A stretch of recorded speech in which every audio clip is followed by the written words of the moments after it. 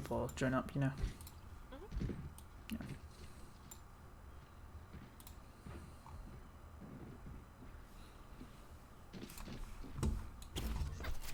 Hello, stream. Yeah, I'll upload this to YouTube after, and we will start in a couple of minutes when like a couple of people can join, whatever. We did post a guide as well that's written. Huge shout out to Echo for helping tonight with stream. You can go say thank you to like chat, and I'll let her know, or you can go to Ubi's stream sometime when he's streaming because they play on the same team and say thanks there.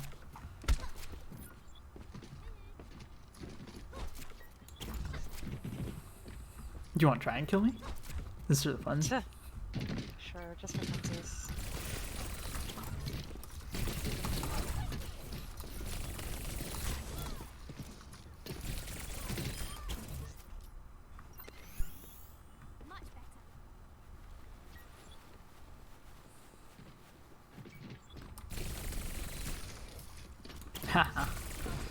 Oh no, I missed. I'm bad. Yes, you're so bad.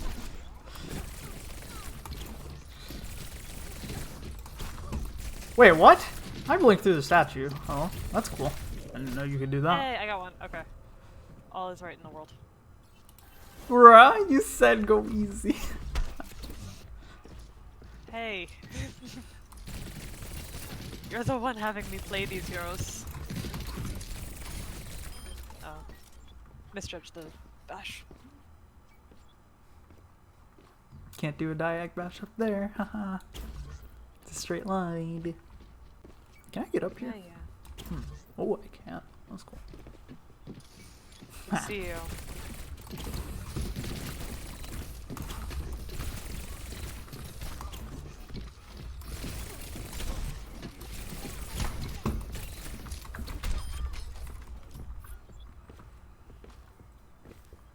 Alright, should we give it another more? Like, I think I'll give it one more minute. Okay. So that's like killing me 3 more times? You can try and kill me. No, it's all good.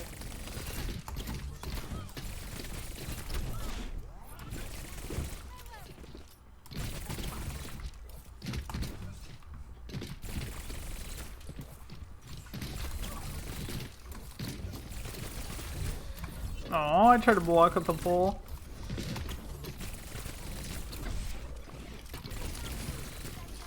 No. Got her. Nice.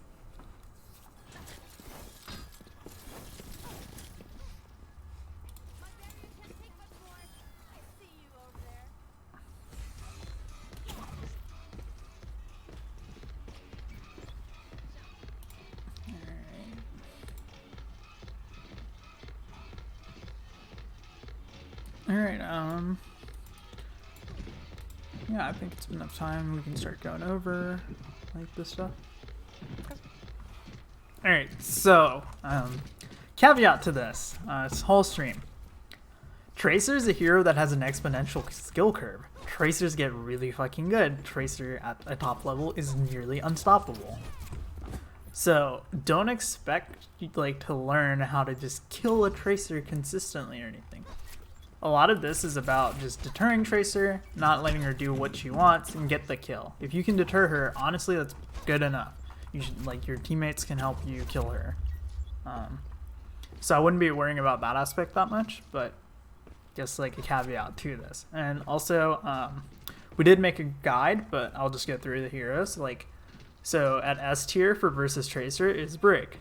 Brig has armor and stuff, and therefore she's the best. And that A tier we have Ana and Bap, B tier Zen, C tier Mercy Lucio, and then D tier Moira. We'll go through almost all the heroes. Some of them we'll spend a little bit more time on than the others.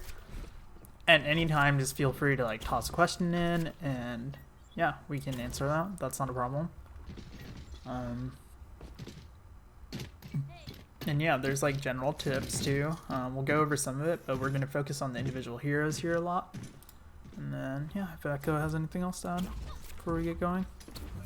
Not really. We'll save some general tips for the end, just because there are things that apply to most, if not all, heroes. Like, there are things that you would do on, like, Mercy and Lucio that you wouldn't necessarily do on Ana just because of their movement, or things that are pertinent to all heroes just because of how all your supports are going to interact with the Tracer. But we'll start with kind of the more specific and then get into the more general ones by the end. Alright, so Brigitta. So, as a Tracer player, Brigitta is really annoying once she has her Inspire going or she has Rally going, because she's almost impossible to kill, especially if she's playing next to an Ana. It's kind of brutal because she can nade and the Inspire does double healing, so it's nasty. But if she's playing with the Zen, it's a little bit more vulnerable, I'd say. With the BAP, it's really annoying, but you'd focus the BAP in that interaction. So my goals would be to chip the shield for mid-range, so I'd just be like, oh yeah, I could feel free to go and try to start killing me. So it's breaking shield for mid-range, because after that I'm free to do all the damage I want. Because if she does not have shield, she can't bash me either. Because or else I just get bashed on cooldown and then I get whip shotted, right? So like a more ideal way for at least a Tracer, like how I would try to do it is, where's this little Brigitta at? Oh, I hear it. Yeah, so I'd play this like mid-range and I'd just try to break the shield, dodge the whip and the bash, and then I'm free to kill the Brig. But the main thing is you don't want to get into too close of a range to her where she can start that Inspire, because then it becomes really annoying. Like if she misses any of her abilities, it's kind of brutal. So yeah, like the main thing would just be keep in mind that when you guys are like trying to play against it, like here. So if I'm here, like, okay, or just in here, I guess. So if I'm here on Tracer, blah, blah, blah, just pop your shield. If I'm shooting her shield and breaking it, the ideal scenario for a Brig is to actually bash back to here for cover. Okay, well, but yeah. So like you can bash there to cover. That's better because then you have natural cover and your shield's not broken. Or else what happens is, here, your shield's kind of like getting cracked. She doesn't bash back. She just wants to play in. Well, she's just going to die. Yeah, the other part too is when your shield just breaks, you just lose all ability to use your shield bash feature too, so all movement abilities you have just kind of disappear as well. So it isn't even just about bashing to save your shield, it's bashing to get the movement off before your shield breaks.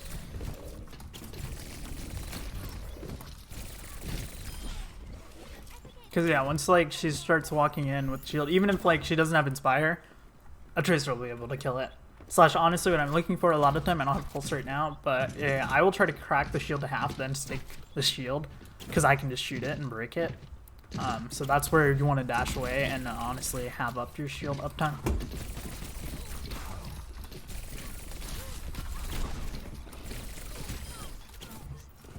There's not like, okay, so as like, obviously you could still die even if you do get the shield bash and stuff off as Brigitta. But a lot of the time, the thing is right now it's a 1v1. But let's say there's a Zen or an Ana also there. Or like, let's say there's Torb or some shit.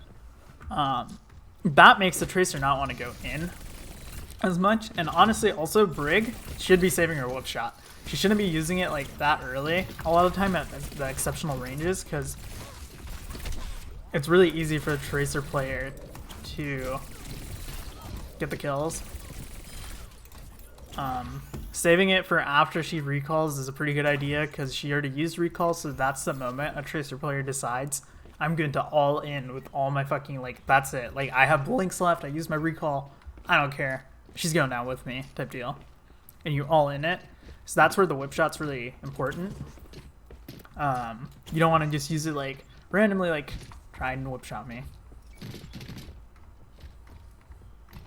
Come on, try. Oh, okay. Yeah, like see, you can, the Tracer has enough time, like there's travel time to the whip shot, so there's plenty of time for a Tracer to just dodge it at the mid range. So like that's definitely something to keep in mind.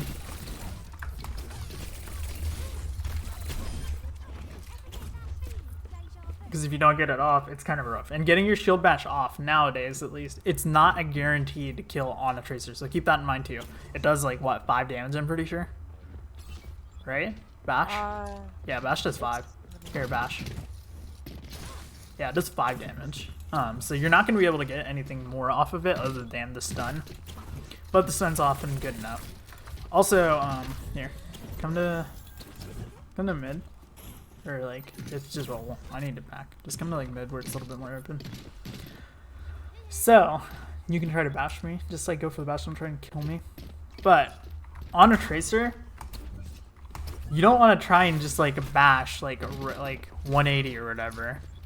On a Tracer, it's about like diagonals, because a really good Tracer player is just going to blink them diagonal. Like, see, she went for the 90 there. That's not going to happen because Tracer knows. Because going 90, it's often very easy for people to aim and pre-predict that. But if you like bash at a diagonal, that's when you're going to get the Tracer. 180 bashes are also good because Tracers will often try to blink behind you to pulse bomb you. So that's something to keep in mind. So like being able to like, for example, if I go, oh, see, like I would have gone for a pulse there if I had one. But like that's kind of the way you stop that. Do you want to add something? Just to kind of explain part of why Brig's mitigation is so helpful here, though, is mostly because of the armor. The way pellet damage works in this game is that the pellets do individually a lot less damage than just one burst shot, like on Cassidy. So an armor will take that reduction for every single bullet fired. So it does a lot less damage overall, especially when you take into account her armor, but just basic pellet shots aren't going to do a lot.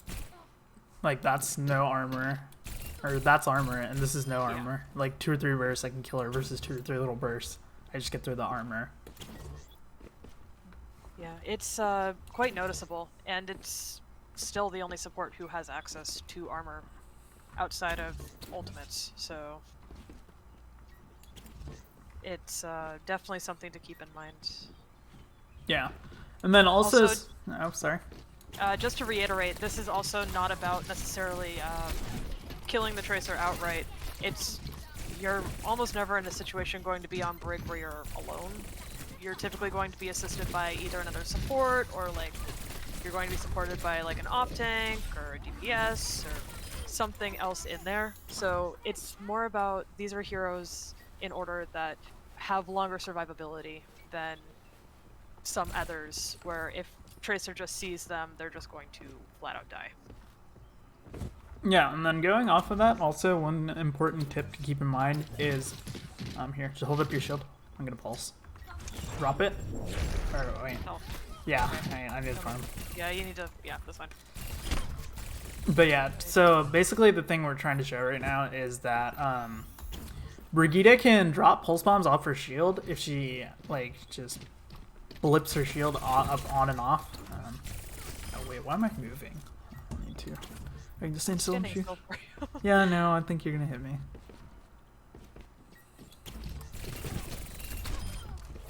Good? No, I still need 40%. Jesus Christ. Proc Inspire, there, heal yourself. Okay, that's 85%. One more, maybe? Okay.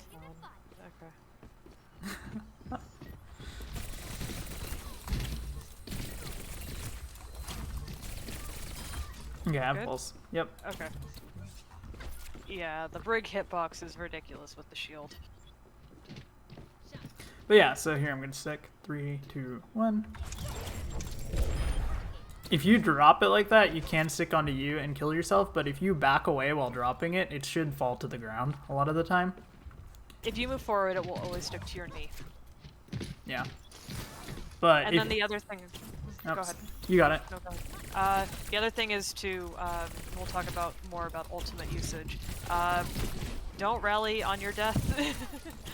Like, if you get stuck, you want to rally preemptively, because you can use armor to survive the pulse bomb, but your rally has to be going for a considerable amount of time first before that's even an option.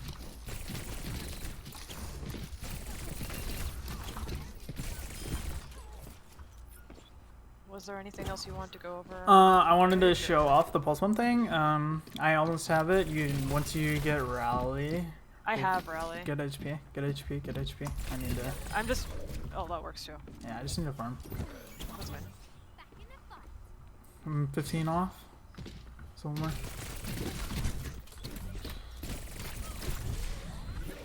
Good. Yeah, I have. Okay. Just heal yourself let me up. go top off. Yeah. And just rally up all the way. Let me know when you're full armor. That's 300. Just stand still.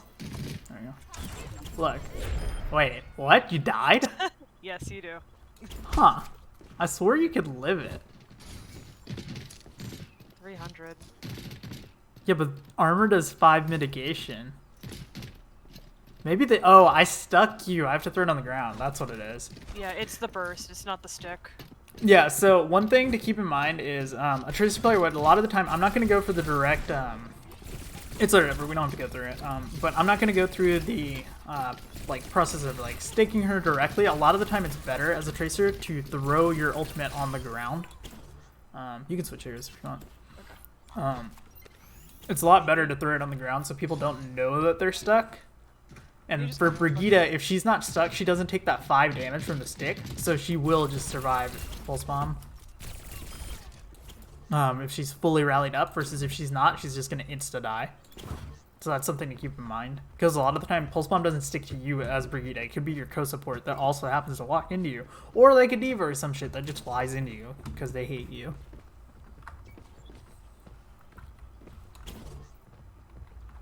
So those are the main things for Brigitta overall. And then also remember, if you are stuck with a pulse bomb on your shield, if you turn that towards your teammates, you will 100% kill them. And they will be very upset at you. Yeah. Thank you for the follow, bunnies. But yeah, you don't want to like do that at all because that's really bad. And then also same thing, if you're backing up and dropping your pulse, do not drop it at your Ana or Zen's feet. Like, honestly, that's better for the Tracer. It's just like a pulse bomb delivery system. And also, do not bash into your teammates. If you're stuck, I know we'll go over this when it's general, but it's important to just get off the bat. If you're stuck, stand still. That's the best thing you can do. Because everyone else can figure out which way they're going to run from you. Or else they're trying to figure out which way they're going to run, and then they also have to figure out which way they think you're going to run, and then it just becomes like too much, and then someone else ends up walking into it and dying. And don't bash into your teammates. It's obviously very, very bad. And you will get flamed. Yes, you will. Okay. Speaking from experience, as the Brig who has definitely been the ire of their flex support. Yeah. Okay. So we can get through Ana. So main things for Ana is you can just try and kill me. I'll just keep talking. I can autopilot. Ana likes to play at range from a Tracer. At this range, I do like 20 damage to her. She does not do any,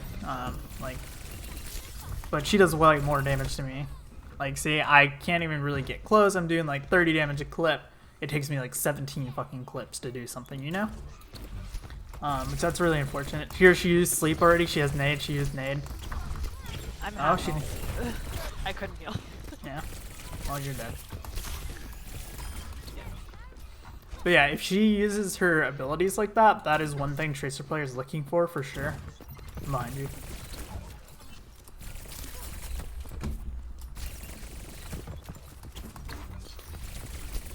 Like, she is nade there.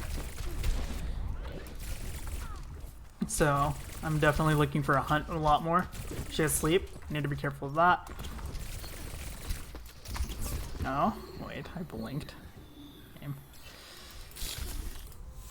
Yeah, that's unlucky, but like that's the main thing for Tracer like versus Ana. You want to play the range as much as possible, and then it's also very important that you don't use all your abilities at once.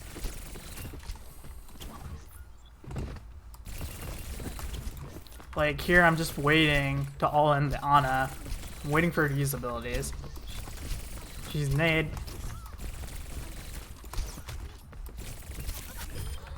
Like there, that's just easy. You Tracer knows you can all in. You don't even have to use your recall there, which that's really bad overall if you do that. So what I would recommend is you save your nade to heal yourself. Never use it to try and damage Tracer. it's not worth it. Unless she's like, I don't know, slept or 1 HP, it's never worth it. You might as well always use it to heal yourself and then also try and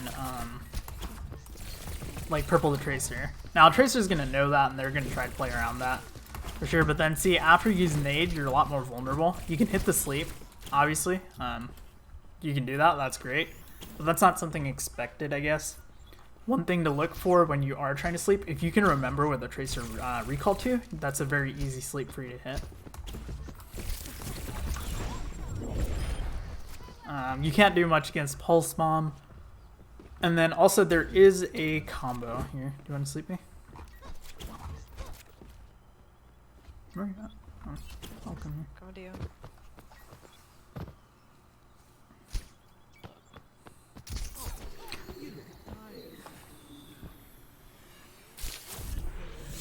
So you can, so yeah, so that's one thing on Tracer.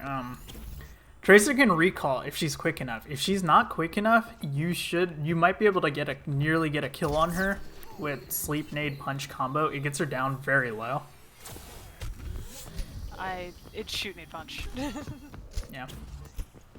But it gets her very low, so that's worth it. A lot of the time your team can follow up on it.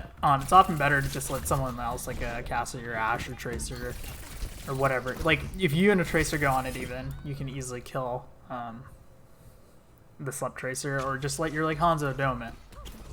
There's no point to, like, trying to do that.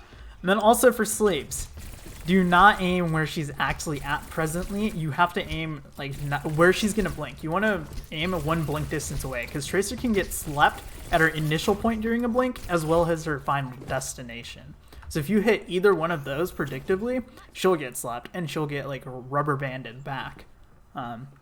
This might not work on LAN, because there is no network code, but that's how it works, at least in, like, 99% of girls' games.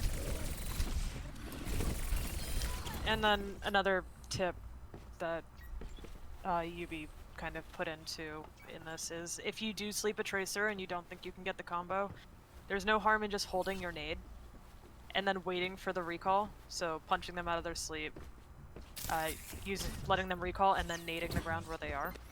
Because they're going to recall roughly into the same spot that they were if you wait out the whole sleep, this whole sleep timer. Yeah, so you can, like, you probably want to shoot punch there either way. That's holding the nade. Yeah, just hold the nade till after, so when she recalls, here, sleep, or wait. Oh. There you go. Okay, well, I wanted to be slept. Yeah, I actually hit the sleep I'm running at you. Hit to sleep. There we go. So don't do anything. Yeah. But when I recall, I come back to the same spot. I don't, like, go anywhere else if she waits long enough. You just end up in the same spot as Tracer. So that's why you want to save your nade, because you can just throw it on the ground, and Tracer's just going to have a really rough time. Other things... Yeah, I mean, there's really not much more to Ana. Like, you want to predictably sleep, try and sleep to the left or right.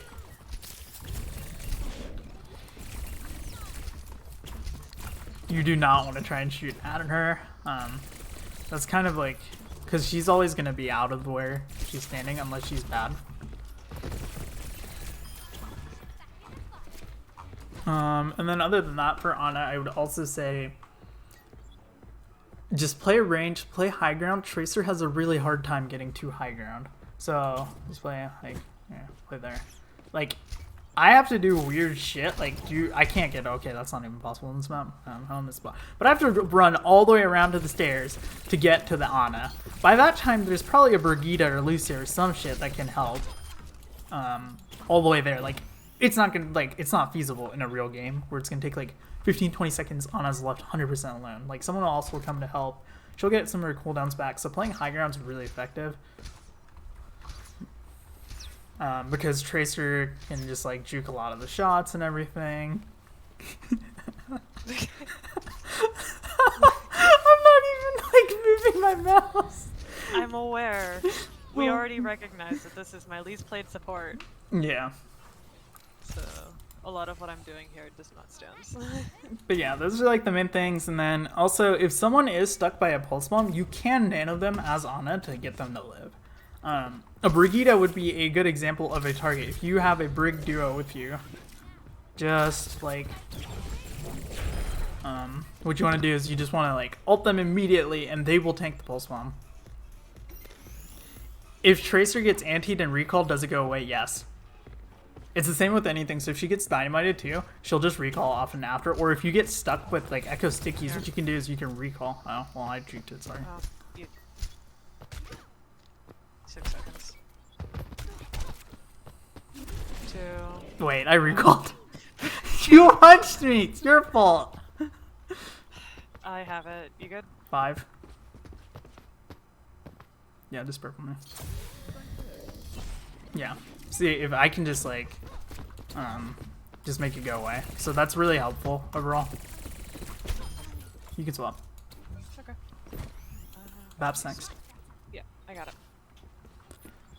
But yeah, that's sort of like the main things for Tracer. Like, so, that's also why you want to wait till after she recalls to anti-her ideally, because you also heal yourself. And then also to go into a little bit of a side point, Ana Brig's a really popular comp right now. The advantage to that is if you nade, most likely your Brigitta is very close to you, so you have Inspire healing as well. So when you have that Inspire healing, which is doubled by nade, and you naded yourself, Tracer's gonna basically not be able to kill you because she has to worry about the Brig, she has to worry about the Ana. She can get a kill with Pulse Bomb, but if she pulses you, that's just whatever. It's an L. She ulted. It's also hard to kill an Ana in rally. Yeah. Because once you start rally at least, like, then you can play a little bit more aggressively, I'd say. Maybe use your nade aggressively even if there's a Tracer, because you know she's going to have to put 2 clips just to get rid of that rally armor. So Plus yeah. the Brig's going to want to play more aggressively with the team to make benefit of the rally itself. Yeah. So it benefits the Ana as much as the Brig. Alright, do you want to do Bap? Sure. So, Baptiste has a bunch of abilities that are really good in the realm of damage mitigation, or like mitigation of the Tracer. First off, pretty decent range, can kind of keep Tracer away. Has a fantastic self-heal in the form of the, I always put it on my E, but the shift ability, the Regen Burst. And then obviously has Lamp, IMF, Immortality Field, whatever you want to call it. So really good abilities to protect yourself. However, a lot of what Baptiste provides is very situational.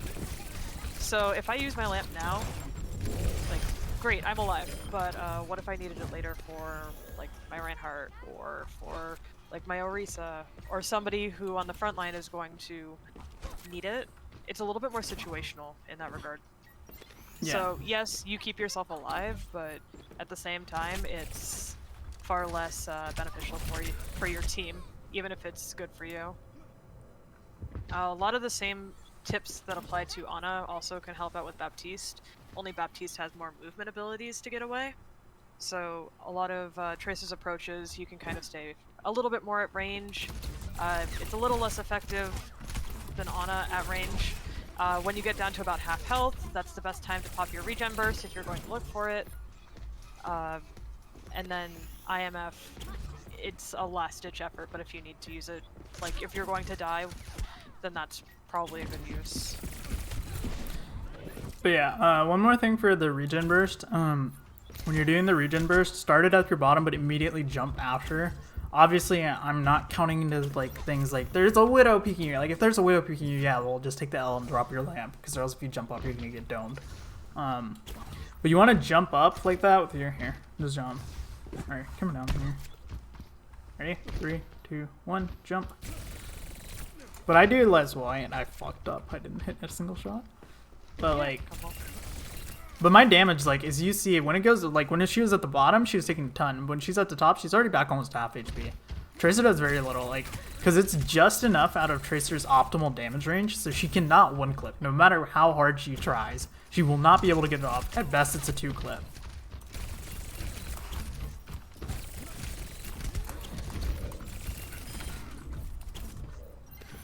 So that's one thing there. And then Immortality Field, one thing also to keep in mind is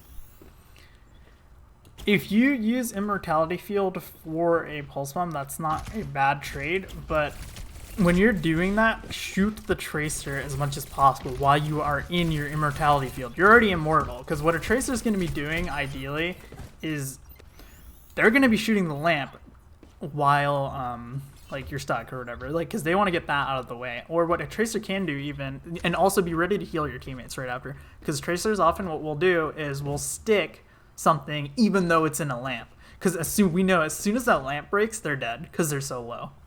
So you don't have to like pulse bomb the full HP, like you don't have to like pulse bomb like to go on the 1 HP person. You might as well just pulse bomb someone who's full HP just to lower their HP. Also, getting verticality on BAP's really nice because it's hard for Tracer to follow vertically. Like this map's a really good example of it. Like Pneumati or something would be another example. Even Havana. King's Row with the windows on first is a really good example. You can effectively jump outside of Pulse Bomb if you are holding your Exo Boots, but the other side of that though is that in order to use your jump, you have to crouch. And crouching just makes you a lot easier to hit some of the headshots. Because a lot of the times, from what we spoke about yesterday, Tracers tend to aim for body shots rather than for headshots. So if you crouch, you're putting your head into the body shot range. Sensible. So as a Tracer, yeah, I'm not up here aiming here. I'm aiming right to there, where like the gun is, about chest height.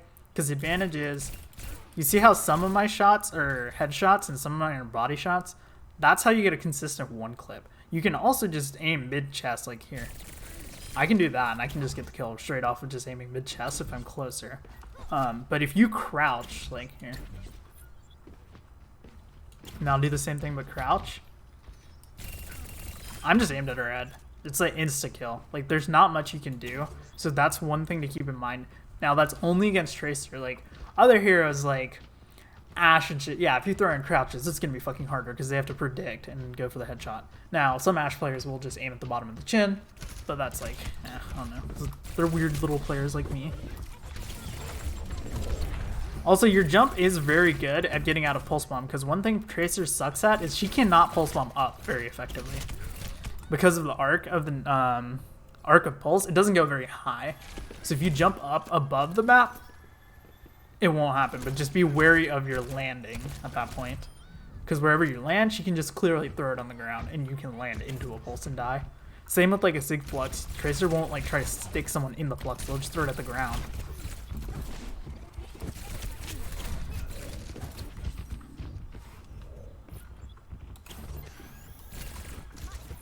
I think that's pretty much it though for BAPs. Another thing too, if you're running out of places to kind of hide with Baptiste, just because of the nature of his kit, it's totally reasonable for you to move closer to your tanks as well. I know a lot of the time, a lot of Baptiste players like to play off-angled from the team or play further back, kind of out of LOS, because they can play it like Ana and play back in Narnia and still be able to get the heal off effectively. But if you have a Tracer tailing you, there's nothing wrong with moving closer to your tanks, because that gives you a little bit of extra protection. No Tracer really wants to approach a Reinhardt and just get hit by that cleave. But yeah, also caveat to that, don't stand on top of them, because if you get stuck, then you're bringing a pulse bomb to them. Also, on the flip side, your tanks are much more likely to get stuck than you, so you don't want to play on their ass, because if I stick the inside of a Rein shield, Rein's going to take damage from it, but you being close to it, you're just going to fucking kill yourself on it. So you don't want to do that. Also, try to play as much range as you can. Jumping is also a good way to get range from a Tracer. Because Tracer, honestly, it's pretty easy to track, so that's not like a big difference for a Tracer player. No, I'll get up there. I'll get up here. It wouldn't let me either. Okay. Yeah, so one thing about Lamp is you have to be a little bit predictive. If you instantly get stuck, like, throw it down at the ground immediately. Do not throw it up in the air. Do not throw it to the left. Do not throw it to the right. Throw it at the ground. It's going to be the fastest way. I've seen Baps, like, aerial lamps, and by the time it lands, they're dead. Yeah, Yeah, because the cast time, very similarly to May Blizzard, is when the lamp actually hits the ground. It's not. It's the lamp hits the ground, the cast goes through, and then the lamp pops up and you have the ammo. It's a pretty quick animation once it hits the ground, but it still is. It's still much different than if you throw it upwards. Also, if you do lamp yourself, I know this, like, I'm pretty sure we did go over this in his stream for map. When you lamp yourself, you want to heal. Like, so after you take the pulse bomb damage, that's when you want to heal. You don't want to heal instantly, then take the pulse bomb damage, because you're not going to get much HP back after the lamp breaks. Because if you're like 3 HP after the lamp breaks, Tracer's still just going to fucking kill you. He does not care about her cooldowns. Like, that's 100% worth trade as a Tracer to just kill the BAP.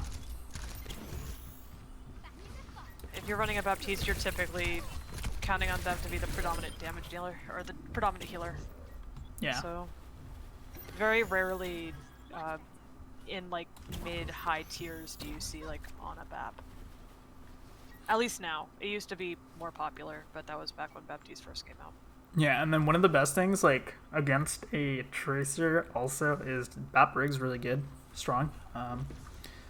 So you have to play around that with, like, your tanks and everything, too. So, like, you want probably an Orisa. Sigma's pretty good, too. And then you get, like, Torb. Torb's probably the most nuts hero at countering a Tracer. Cassidy is not like people think. Cassidy's really fucking easy to deal with as a Tracer, quite honestly, after a certain point. It can be annoying, yes, you can get flash headshotted, but if it's a really good Tracer, you're just counting on your, like, Ball or Diva to take all the CC for you, and then you just go in and do that last little bit of damage. Yeah, does anyone have any questions? Like, if you have the questions ever, just drop in chat. I don't really care if it's over, like, one of the heroes that we've already been over. We can go back. It's not a big deal. We'll go over more general stuff at the end either way.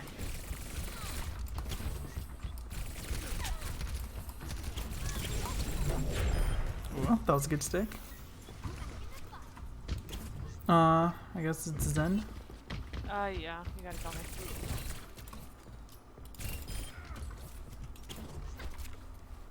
But yeah, Zenyatta. I'll do the intro, and then you can actually do the real part. Oh no. So, like, for Zenyatta, I had the easiest, like, dude, this is what I originally wrote on the guide. The guide is a great place to, covers a lot of what we're talking about right now. You can read it back. It's pretty nice. It's a summary. Doesn't go into some of the nuance, but that's easier to show, and not really.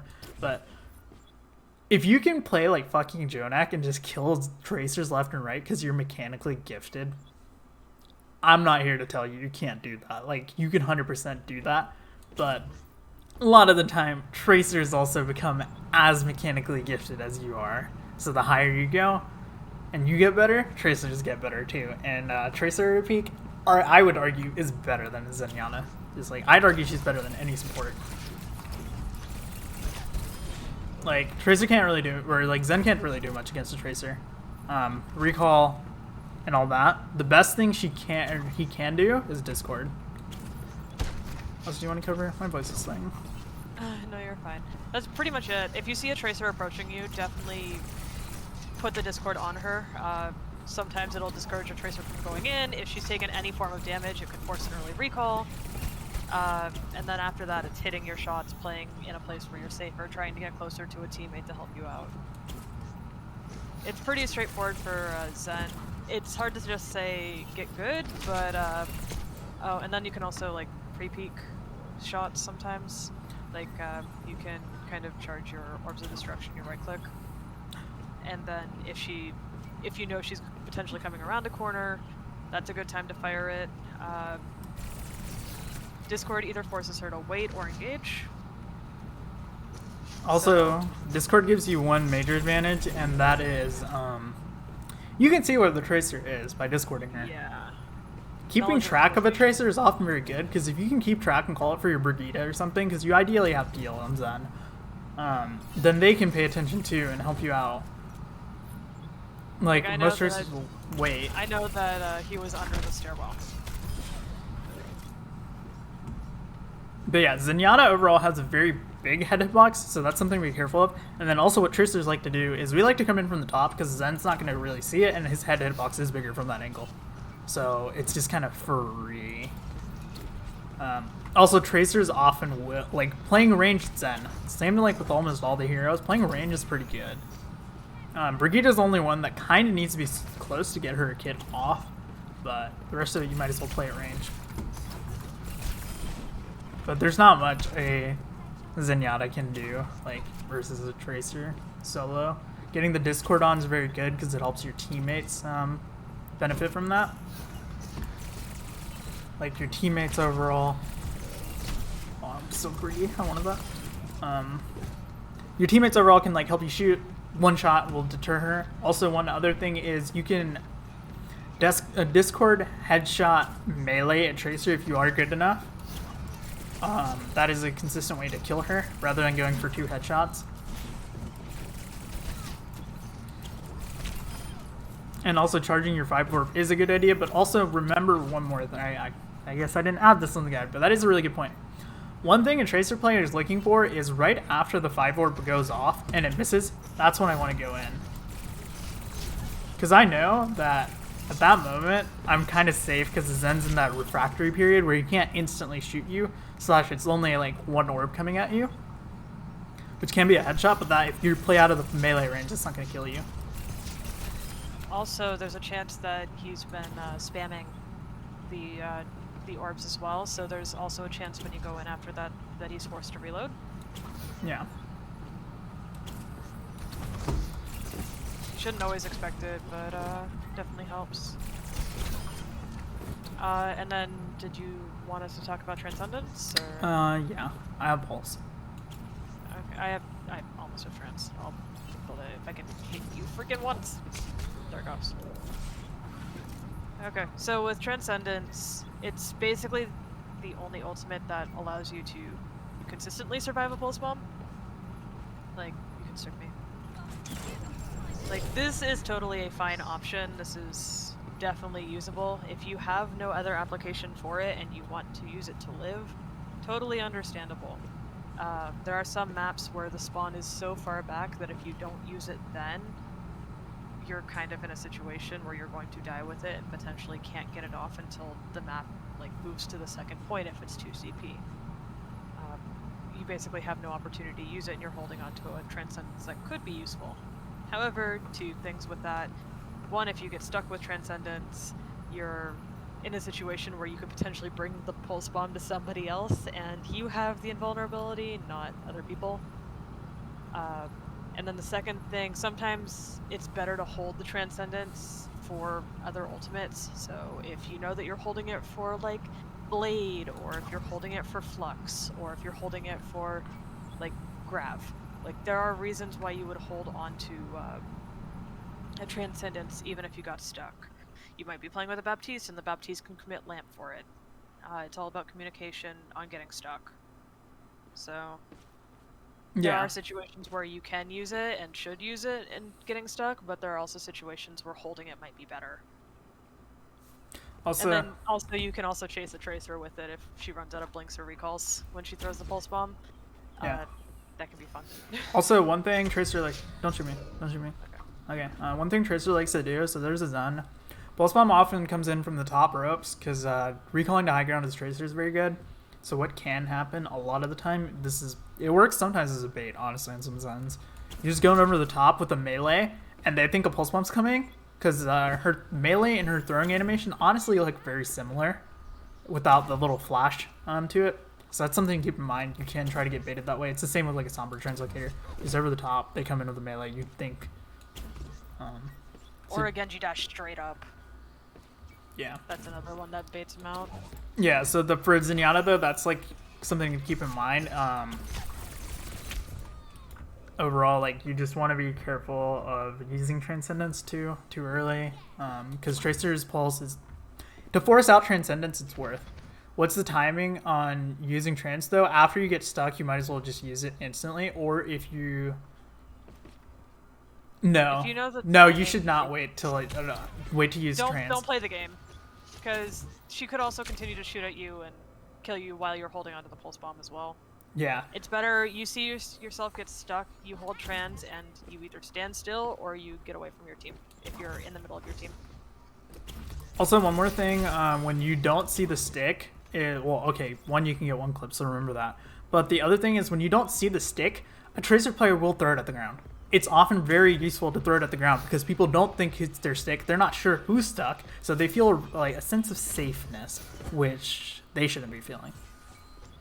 There's also sometimes too, I've had it a lot recently myself, but I know that sometimes the voice line doesn't actually play through for the pulse bomb in the middle of a fight, or it just gets drowned out by the fight, because for some reason it's considered a lower priority sound than like Junkrat's beat sometimes, which is weird.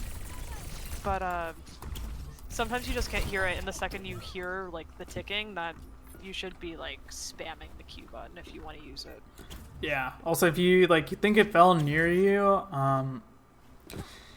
I would personally say it really depends. If they don't have like a Genji or some other major ult combo, then you can use Transcendence and it's worth it. But sometimes if you have like a Mercy and you're kind of already winning the fight, Tracer got the stick, you might just want to die and choose getting rezzed and saving your Transcendence. Yeah. Like if you're running, if it's dive v dive, there's not always a situation where you need to hold trans. It's kind of like holding beat. Sometimes when it's dive v dive, you don't have like the clear like, oh, there's an ultimate I need to counter here. So sometimes it's just easier to use. Also, yeah, we've been over this. I guess this is more general tip. Like you saw when I did there. Tracers don't blink in a straight line. Like, they do not blink behind you or into you. They can triple blink pulse bomb into you, but honestly, that's really bad Tracer play, and that's kind of disrespectful in my opinion, because that's a fucking terrible play. Because it's so easy to predict you. So you want to aim, like, with the diagonal bias. Like, there, I blinked in a diagonal behind her to the right. I didn't go straight through the door. So that's just one thing on any hero. Just keep that in mind. And lower rank Tracers, yes, they will blink in front of you. They will blink behind you. They'll blink to the left or your right of you. Also, one more thing. 90% of Tracer players, at least I would say, cannot pulse bomb while they're going to the left. So if you keep the Tracer on your left side, it's often much more beneficial. Now, a lot of Tracer players, what we do is we bind it to shift so we can hit the pulse bomb on the left, but you can't so if you hit Q, you can't hit A on your keyboard, so you can't blink left.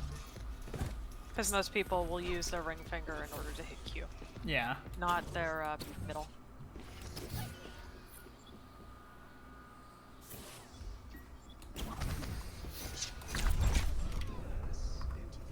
Also, keep in mind, that is one thing that can happen, at least on as a Zenyatta. That's why you want to trans instantly. As you saw there, what I did was I started Pulse Bomb before I was even close to Echo or couldn't see her. Oh, okay, cool. Sorry. But I started, so she's there.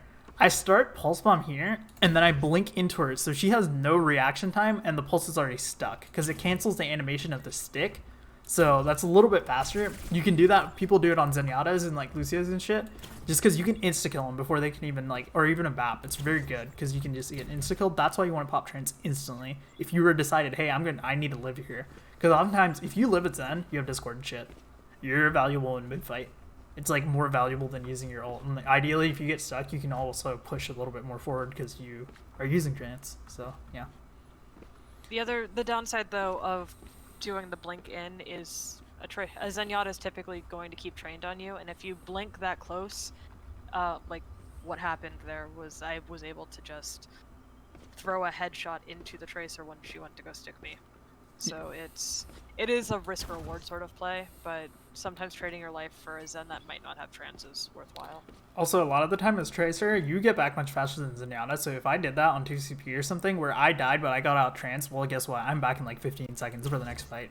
If Zen doesn't trans there or whatever, I kill the Zen's not going to be back for a while.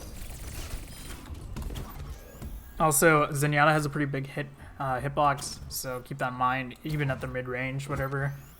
Tracer can easily one-clip him from mid-range. That's why the only reason Zen's B tier is because, well, he can Discord and he can get kills.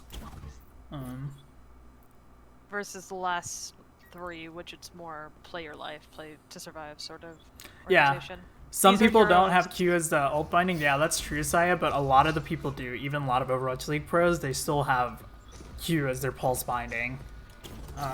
Tracer players or Tracer specialists, what they do is we put it on shift because the idea is we can just blink in any direction and stick. Also, There's some people who put it on the scroll wheel. There's some people who put it on like other buttons as well. Or yeah, there's they some put it on the people like mouse buttons and shit. Yeah. Yeah.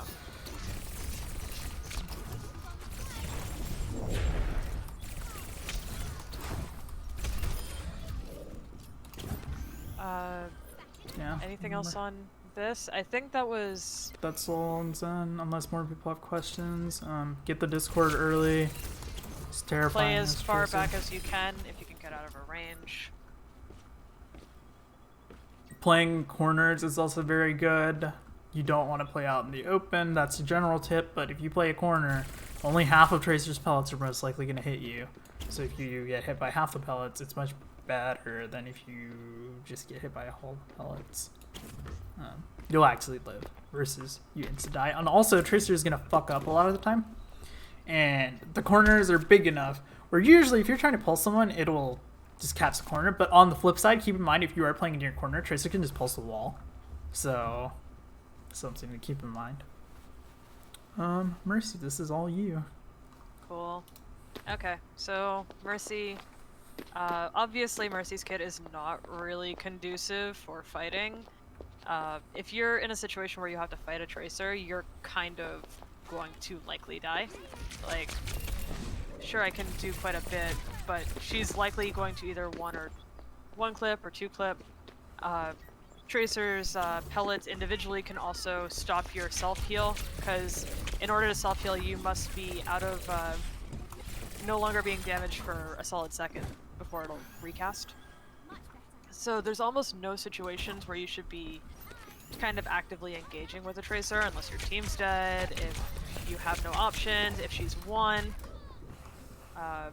Those kind of situations are just the only, or if she's coming to spawn camp you. Big thing, if you know that there's a Tracer who's potentially coming to spawn camp you, always walk out of spawn with your pistol up. Don't walk out of spawn with your staff. At least until you can GA successfully to your teammate. Because if you're in a situation where I'm just walking from spawn kind of obliviously and I just have my staff out, I'm not paying attention, that is the easiest one clip because I'm essentially walking in a straight line. So, or two clip, whatever it takes. It's a little bit just harder to deal with. So, because you can't really do damage and you can't really just walk out of the way, you're kind of reliant on using bodies and GAs. It's a little harder to demo with just two enemies, or like one enemy, but a lot of the time super jumps are really effective because you're going from right in front of them to immediately above their head. So if I just were to super jump, I'd be out of Tracer's effective range. There's no chance for potentially peppering my head box. There's no, like, you can only really hit the feet at that time, and the feet are going to be outside of the effective range as well. I very often like to play in places where Tracer is either not going to actively look, or play in places where it's harder for the Tracer to get to. So on maps like this would be a good example, is like along the eaves or the roof. Here would be really nice, or along this wall if she's just playing in front. So playing here, or playing on top.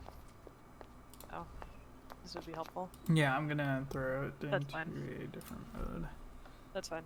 Yeah, because it'll be a little easier to explain this with like an Echo or a Pharah. No, it's team deathmatch. But yeah, a lot of the things that Mercy has available are entirely dependent on her teammates and her ability. She can totally use slingshots, which is where you overshoot your GA, because GA just on its own will naturally send you directly to the target. It won't send you past the target, it won't send you above the target, it'll just send you directly to the target, maybe like a little bounce right behind them. But if you slingshot, so you keep jumping past them, instead of shooting up, which is what a super jump is, you'll shoot beyond them, and there's a lot of curve to GA when you use a slingshot. So you can get in a lot easier places if that were the case. So Saya, if you don't mind going Bara or Echo, something that can just play in the sky. No? Wait, can she hear us? Oh, wait, she can. Wait, but I think it might be delayed by a bit. We can do this with... We can do it with Cass as well.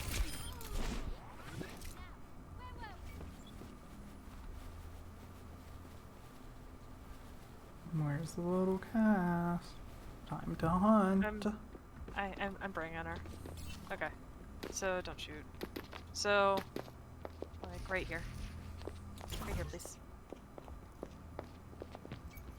Okay. So, if I'm GAing, I can just naturally super jump, which is well above the hitbox. You can do a lot less damage this way.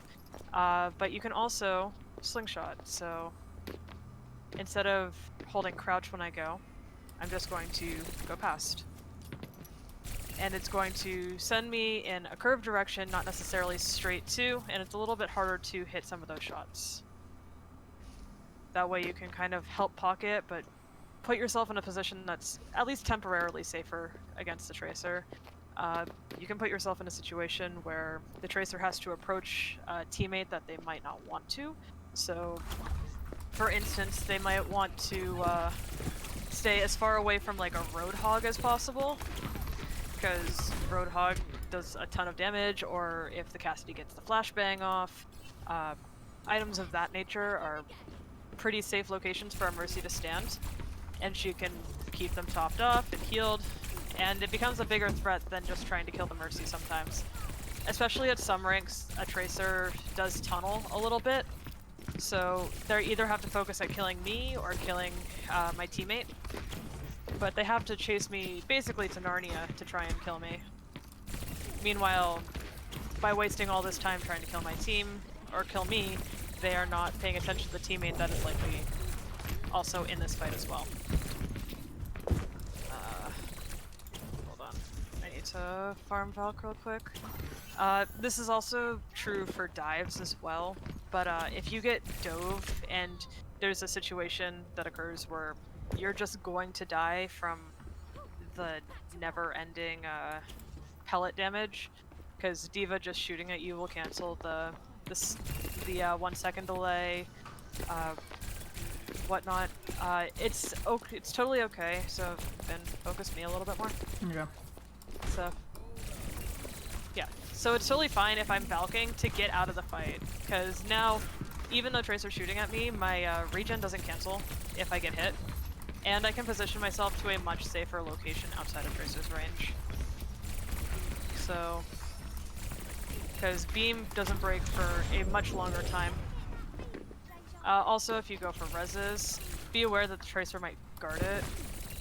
So it's better to either not go after the res directly, or wait it out until the Tracer disappears.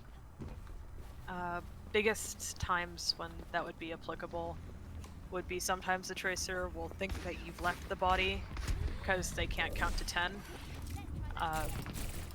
Or they can't count to 10 seconds, and then they'll leave the body, and that gives you enough time to go for the res. But yeah, you can play in your team, just using them to kind of avoid the fray. Super jumping if you can get out of range. It's a lot of using super jumps in the same way that you would use Baptiste exo boots is typically a pretty good tool. So, but just remember, you can't super jump if you are above your teammate. But yeah, that's pretty much it with Mercy. It's fairly straightforward. If you're going to play above a Tracer though, definitely point away from the Tracer. It's important to look at the fight and know what's going on, but if a Tracer is actively trying to tail you while you're playing above and you're just GAing, it's better to look away. If only for the fact that, like, it'll deny headshots. You never want to float over a Tracer. You never want to, like jump in front of her too much. But you definitely want to play above her on higher ground when possible. Because again, talking about like verticality. Not sure if there was anything you wanted to add there. That's pretty much it. Mercy's just all about surviving and getting away, forcing out resources as much as possible. Because it takes a lot to chase down a Mercy that knows what they're doing. Yeah, also one thing to keep in mind is when you're stuck, do not fucking fly to your teammates. Yes, please do not fly to your Pharah. Do not, like, back up. Like, don't... Just stand still. But again, we'll talk about that a little bit more as a general tip. But with Mercy especially, because Mercy's movement of GA is 2 seconds, and most Mercy's cooldown, or GA on cooldown. But yeah, just that kind of instance. I think that's pretty much it though for Mercy. It's pretty straightforward, I think. Yeah. Again, if the other DPS is like a hit scan, like a Widowmaker or a Cassidy or an Ashe. Okay. Come here. No, Saya, come here. Oh. Come here. 1 clip. Okay. So like one thing I noticed is just stand still. I'll do that. Go for res. Don't you do not want to be rezzing anywhere near that. A really good option, on the other hand, I know you might have gotten into it a little bit. Do you have res? 20 seconds. Oh, okay. Yeah, res is that cooldown that doesn't go away regardless of, Yeah. regardless of respawns. Yeah, so... but I guess what I'm going over is if you do get 1 clip, like, play near the ledge. Like, here, Yeah, spray. so here. Spray. Actually, no, this is fine. This is fine. Yeah. Okay. That's fine. Yeah. So Mercy can res from under. Tracer obviously cannot do anything to that. I could drop, but that's kind of an L for me because I'm giving up high ground going for her. So that's not worth my time, you know? For Mercy res, you only have to be in range for the frame that you need to cast the res. As long as you stay within the radius afterwards, then you're totally fine. Also, just like with Doomfist ultimate or Hanzo Dragon, try not to fly through the ultimate, because I definitely have seen Mercies do that as well to try and get to team because they panic a little bit, but otherwise with Mercy, it's definitely about just taking your time, seeing when it's safe to move around the Tracer, and playing above her and out of the way as much as possible. With like a Pharah, your Pharah, if they notice that you're being in trouble, your Pharah can take you to the skybox a little bit, and that can help tremendously on maps like Legion Gardens or even Oasis City Center. The skybox is so high that you can just play really far back, and even if the pepper damage does cancel your self-heal, it definitely does a lot with keeping you out of the Tracer's effective range. Like, I am really high up and I'm only getting hit for 2 or 3 shots a hit, and I can play in a range where I don't always have to pop my ultimate to survive. I think that's pretty much it though for Mercy. You're kind of at the liberty of your team, and you have to use your GA effectively in order to get the job done. Remember to super jump and play in areas that would make you safer overall, not necessarily just safer temporarily if you can avoid it. Because some places are safe for only 2 seconds, and then some places are safe because you're right next to a teammate.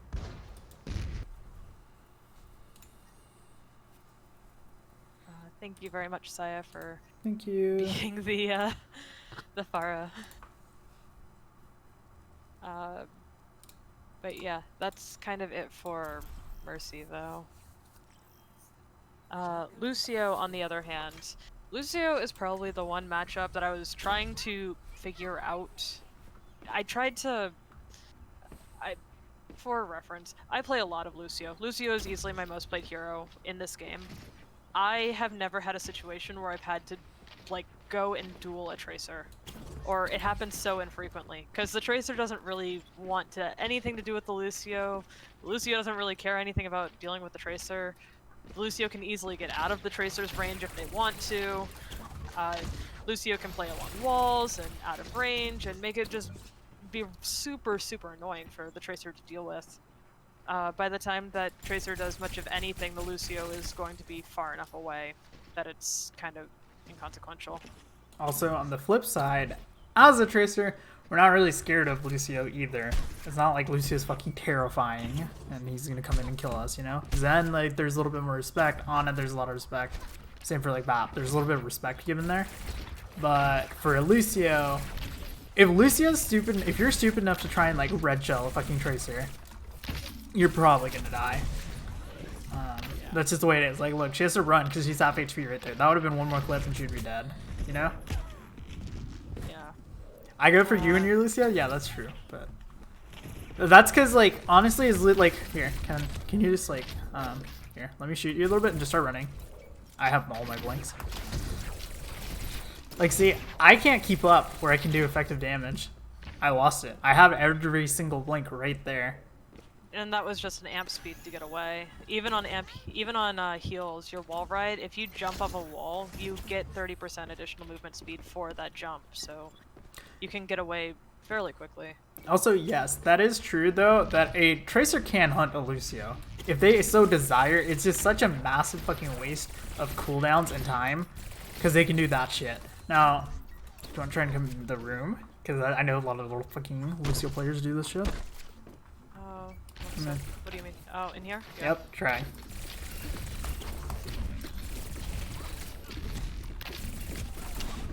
Like, Tracer is effective. I'm doing damage now. Oh no, it's scary. Where, like, Lucio is like, versus run. Oh no. Oh fuck, I'm doing like 5 damage to her. Like, that's the big difference. And Yeah. I'm on heal song for that run, so it's like... Yes, Saya, it is true. I am wasting all my fucking abilities and cooldowns trying to kill you. Yeah. I 100% know it, but the only time that I would say is if you have beat, know for a fact, especially if you're on point just trying to stall, the Tracer will be hard fucking hunting you. At that point, it's worth it. Like, I might as well That is just the do it. only point. Yeah. Other than that, it's just, it's like, I don't know, it's like a bee. If you don't, like, annoy the bee's not gonna do anything to you. And then, like, vice versa. Just, like, leave it alone, let it do its thing, and it'll be fine. Like, Let the bee vibe. yeah, or else you have a little fucking angry bee running at you with the little mosquito shots. Yeah, because Lucio's damage is not really the most conducive for dealing with it. Oh, and another thing too, with Tracers, so stand in your, like, max effective range. Here, I'll just make it easy. Yeah, so in order, so like if I go to boop, that's like my maximum range. Like, that's a maximum range boop. However, Tracer does still have the flexibility to play. Behind you. Yeah. Play back where you would probably shoot me from. Here. Like a little bit further back. Okay. Like, so if I go for a boop there, you can't really hit me, but she can still do a lot of damage. Like that. Like, I can't get that boop off, because Tracer's effective range is around 8 to 10 meters ish. So it starts dropping off at 8. I did more research into it. It starts dropping off at 8, but she can still kill people at 10. I think on a 250 HP hero, it might not be possible, but supports aren't 250 HP, so I'm not a concern. Sometimes there's situations with Lucio where you're trying to play Lucio like Brig, in that sense, where you need to use the Lucio to keep the dive off of, like, an Ana or a Baptiste, or, like, keep a Brawl off of a team. And Boop is super effective with displacing the enemy team, but because Tracer's effective range is outside of your Boop range, sometimes it makes more sense to walk at the Tracer first, Boop, and then immediately back up in order to get that Boop off. Otherwise, you need to wait for her to blink into you in order to do anything. You're not really concerned about killing at that rate, but you're more concerned about just getting them off of your teammate. Also, one more thing to keep in mind is Tracer can just kind of blink through your boop. Yes. So, yeah. Just keep that in mind. She'll still hunt you down if you try to boop her away. Does not matter. Do you want to go through the beat thing? Oh, the beat? Yeah. Oh yeah, so, well, first off... Or What about beat if you get stuck? So if you're already stuck, 9 times out of 10 you cannot get beat off in time. Okay, so I will try and kind of predict it a little bit, but stick me and I'll beat as soon as I see the stick. So, see, I can't get it off. Like, that was as close to a reaction as I can get. You might, if you are on a sloped surface, because beat, again, like Baptiste Lamp, will cast when it hits the ground. So if I were, like, here, when the, like, if I were, like, here, more so, like, here, when the beat, when I get stuck, and I beat and jump, I can beat and jump immediately right here. And that might be the only way to do it, but the maybe chance isn't worth it. It's better to just die at that rate. And then, because, like, Tracer, Lucio gets back very quickly from spawn. Lucio can just wall ride and be halfway across the map in, like, 5 seconds. Also, same thing going into, like, kind of how I did it with the Zen. So your lower rank Tracers might just, like, lob a pulse and it'll, like, like, softly hit you or whatever. Higher rank Tracers will just start animation canceling the initial pulse throw, and they will just start, like, they'll start the pulse throw, they'll blink into you into insta-stick. That is when you 100%, you do not have reaction time. It is near impossible. Like, I think Zenyatta can get it off, but that might be it. I don't think, like, Bap can do it. I don't think Lucio can do it. Like, you're dead. You're dead. Just, like, accept it, move on. They used an ultimate on you. Feel grateful, I guess. Yeah. But yeah, again, this is kind of in the same tier as Mercy, if only for the fact that it's just a matchup that doesn't really exist in the game. It's not really one that happens too often. And then the other thing too, this is more for people who do not play Lucio typically, and more for like either the Tracer side or from like the perspective of flex support. If I'm moving, just like moving, and I try to stop, I have like deceleration, which is different from almost any other hero in the game, because Lucio is on skates. So if I'm like wall riding and I jump, I'm going to keep moving and I will continue my momentum the entire time. If I get stuck while I'm wall riding, there's a chance that if I jump off the wall, I will just slide into my teammates. If you get stuck while you're on the wall or you notice your skates, you need to be careful of your direction that you're moving. Try and kind of adjust for it slightly. For some people, I know that some people like the, I don't like it, but where you can disconnect from the wall and drop straight down off of one of the new settings they added recently. That would be a way to cancel your momentum, but typically with Lucio you just have to play careful if you get stuck. Just realize that you need to move immediately into a location where your teammate is not, or just correct and try and stand still. What about getting stuck and chasing a Tracer to kill her too? Okay, so that works in the haha funny moments because the Tracer uses every cooldown. That's like what I call an all-in play, and when I've committed to an all-in play, that's like, I know if I kill Zen, I just order like Lucio, I just win right there. They beat whatever, I need to get it off. 99.9% of the time, you fucking running towards the Tracer is going to get one of your teammates killed. It's not going to be the other way around, because I will recall. As soon as I hear that stuck, I'm out. I just hit my recall button and I get back to wherever the fuck I was. Or instantly, what a Tracer will do is, here, can you just like, it's in here, just stand like, yeah.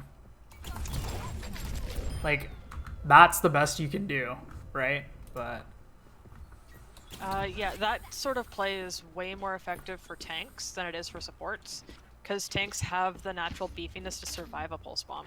Yeah, but versus like, here, can you just stand there again? That's like the best ideal scenario, right? If a Tracer's bad. This is what most likely will happen. I recalled out. I'm already out. Yeah. Like, I'm gone. Bye, Felicia. You're never catching me. Pretty much.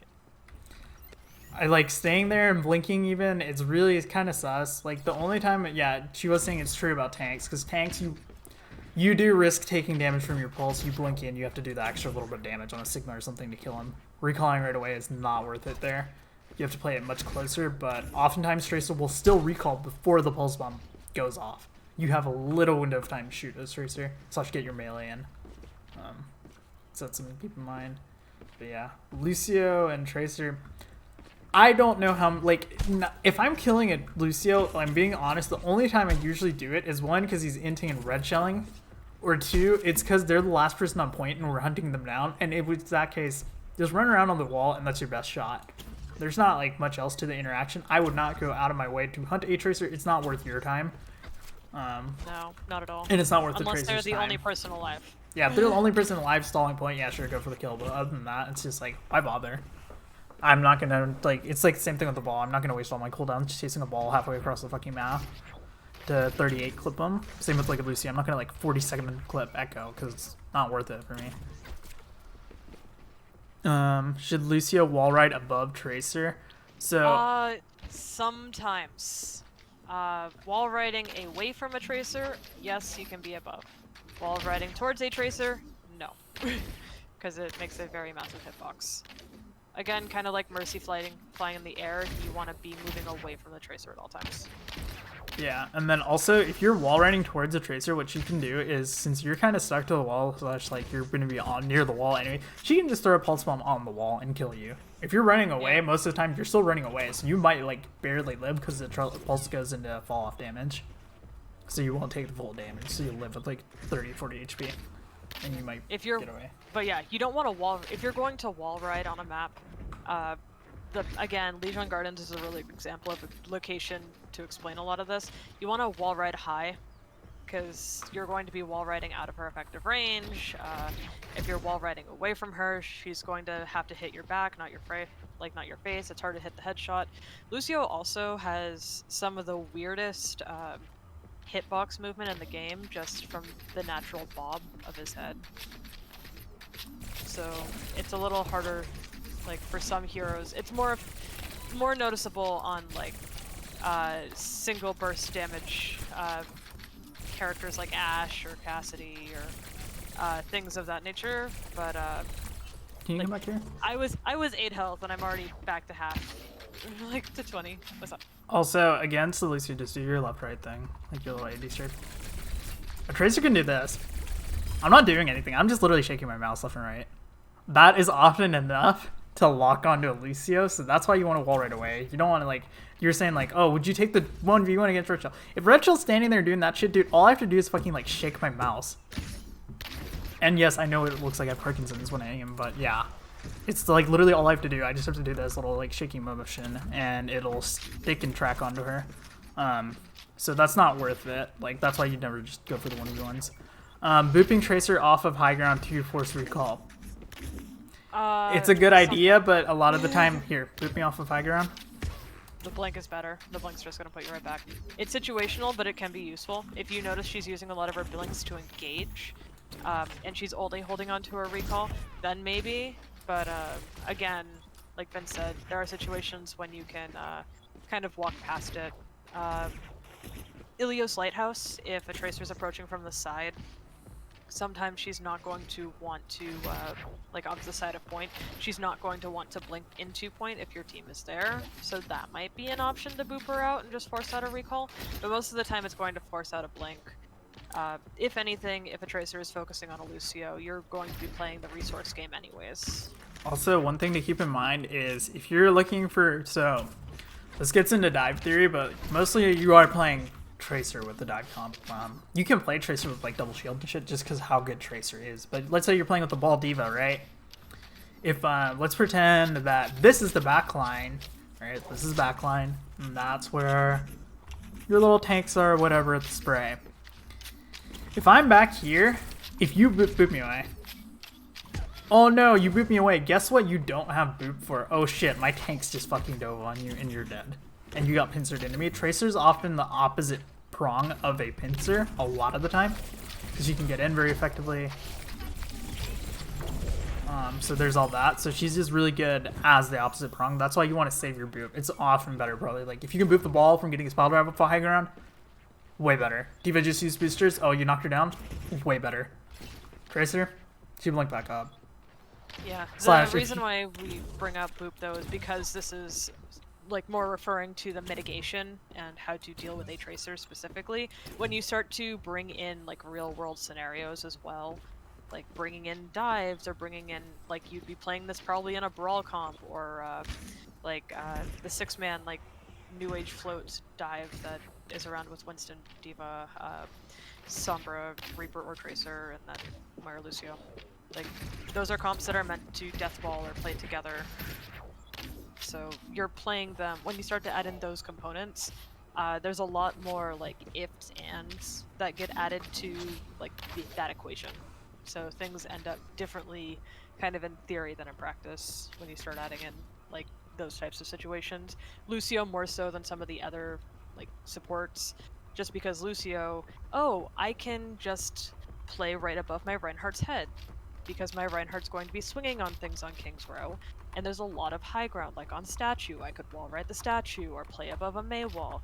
There's places you can stand that are just outside of whatever a Tracer wants to do, while also being close to your team and being supportive.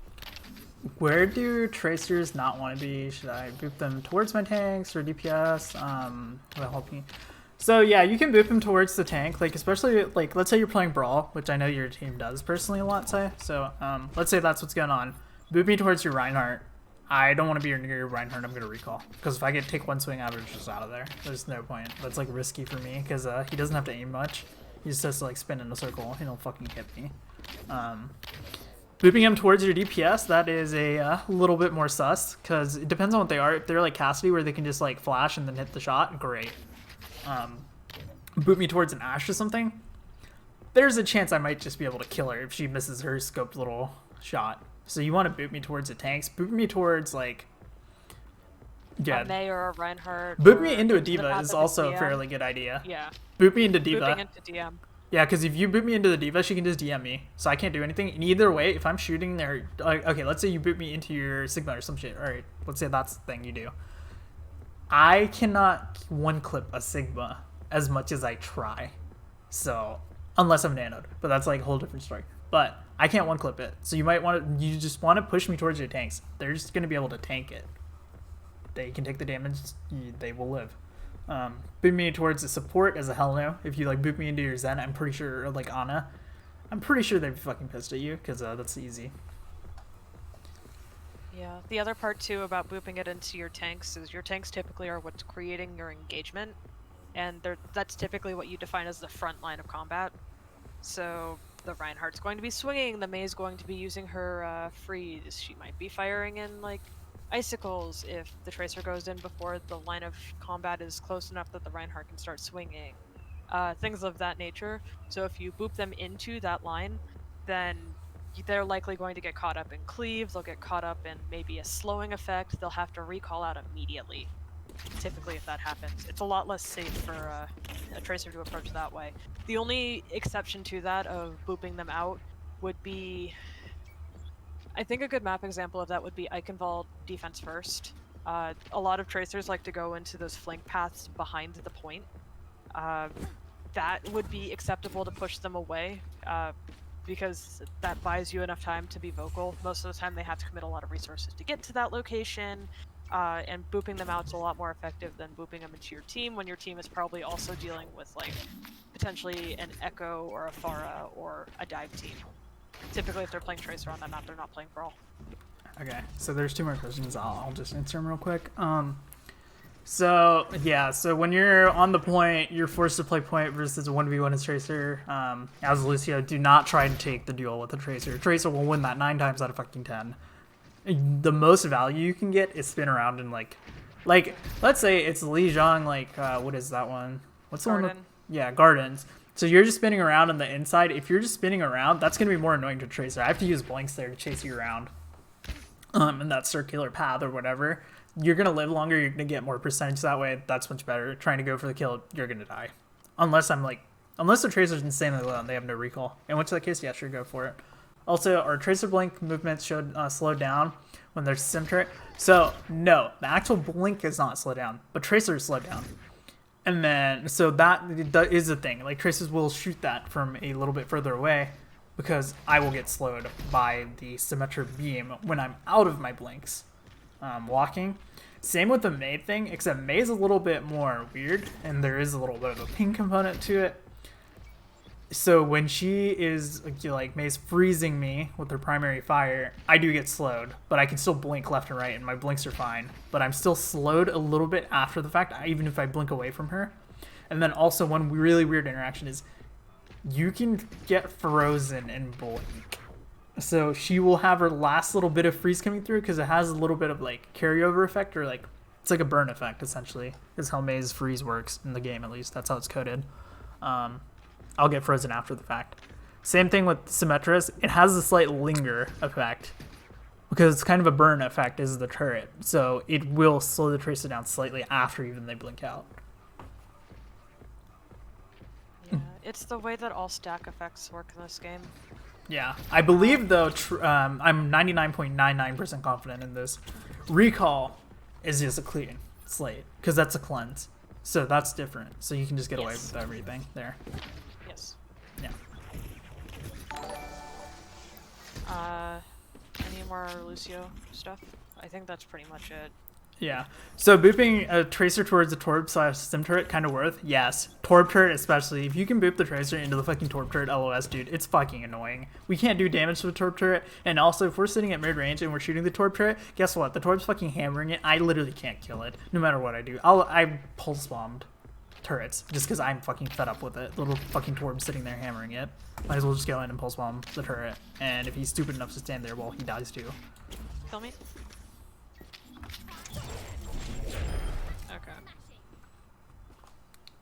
But yeah, is there anything more you guys have on Lucio? And also thank you for the follow, Legal.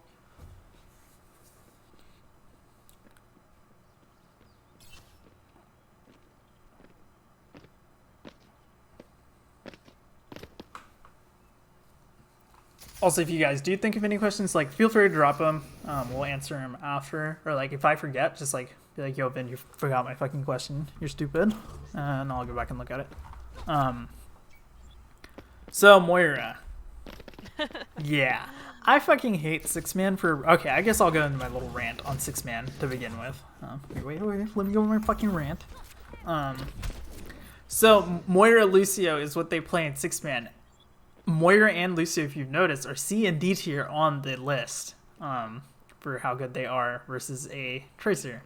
The reason for it is Moira actually, people think, oh, Moira's great, she can live against dive. Nah, Moira's the dive target in those comps. Tracer can single-handedly force out her fade, making it so her team can dive, or the Tracer can just commit more resources and go in and kill the Moira.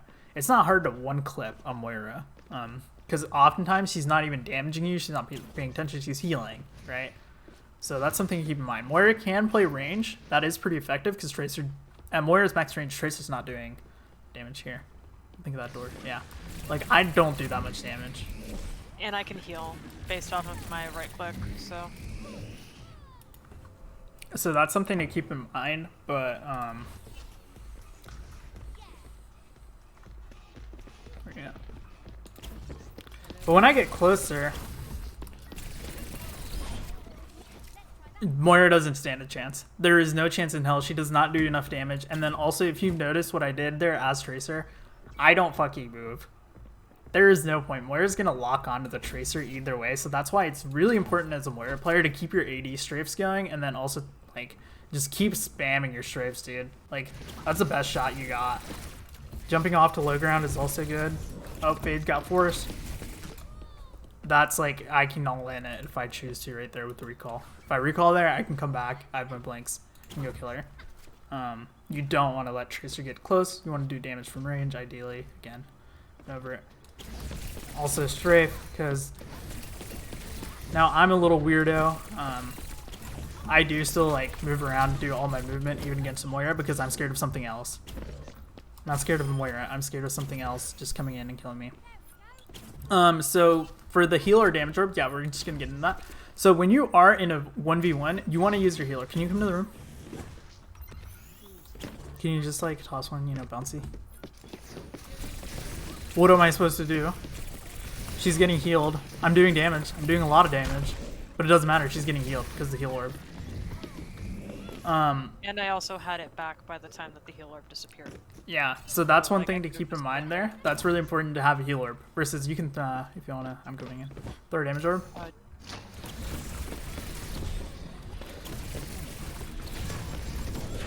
But she's not, she has to fade out there. So the fade's all I need, but either way, she's gonna die from her damage orb if anything else is doing damage to her. Moira can be slippery, but also keep in mind, this is not a realistic scenario. I'm sure Echo can vouch too. Moira's not sitting there fucking looking for a Tracer the whole fucking time. She has to heal Moira's shit. normally, yeah, she's normally focused on the front line healing, building her coalescence, because she builds it really fast off of the AoE healing. She can definitely look for damaging options, but it's not really the best use of her time. Yeah, gold comp games, I know that like works, but also I'm not scared of Moira's in gold comp games for the same reason. Like, see, she faded out. Now if I was to choose to, I don't know where she went also. So keeping your fade, that's why one big thing on Moira, keep your fade as late as possible. After you fade, you are 100% a target for the Tracer to go all in on.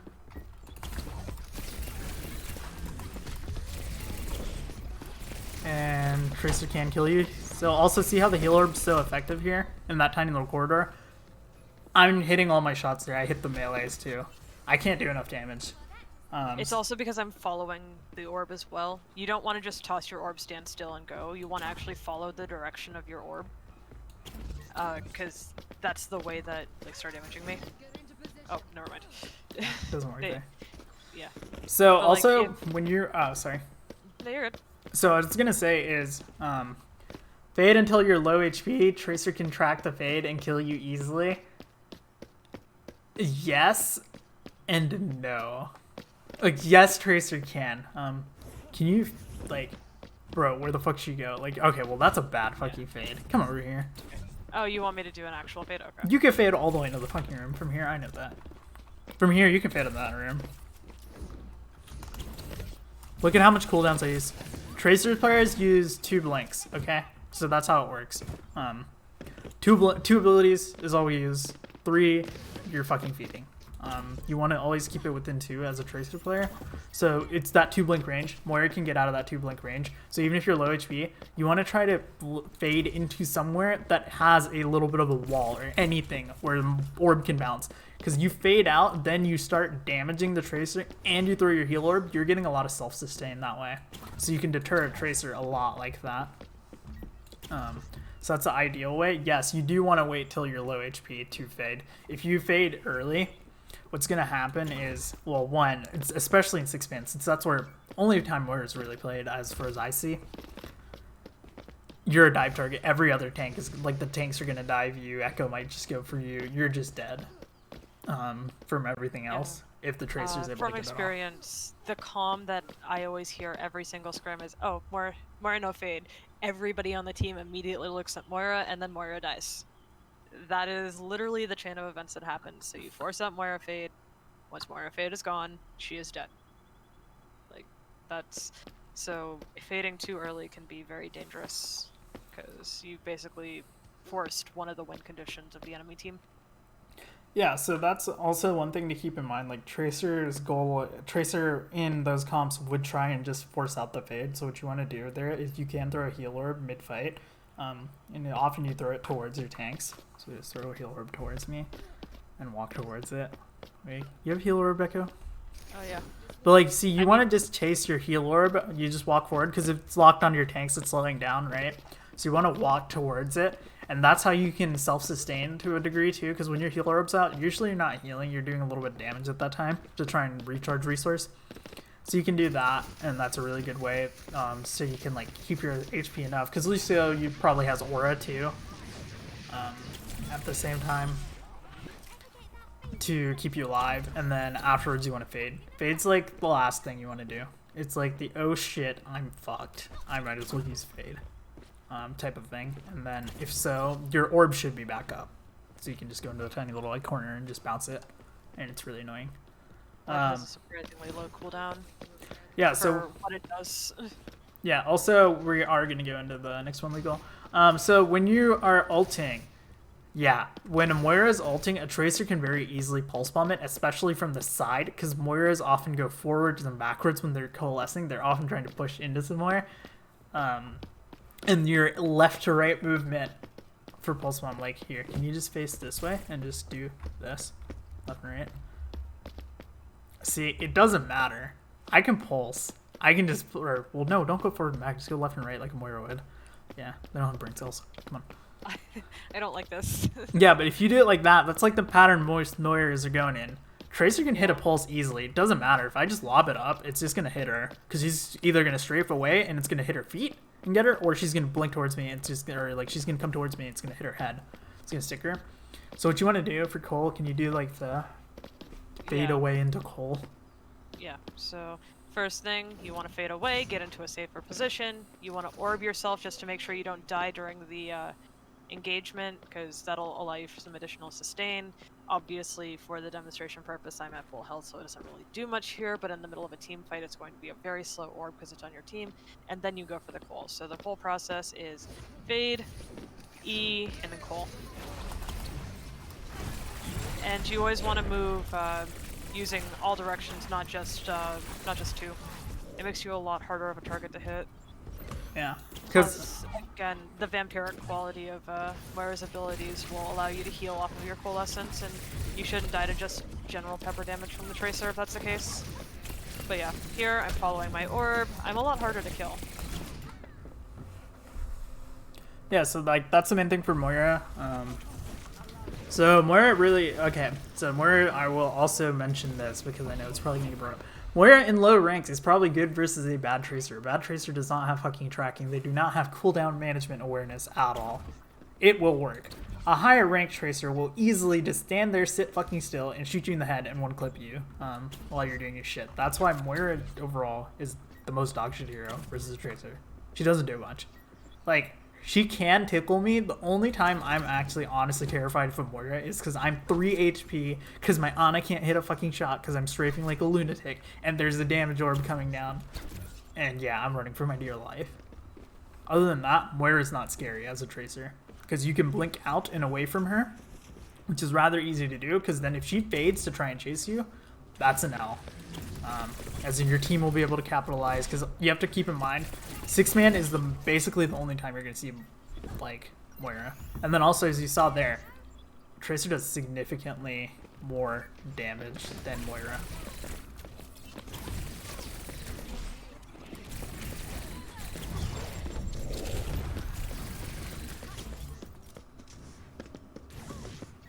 Yeah, run from the skull orb? Yeah, you can run from the skull orb.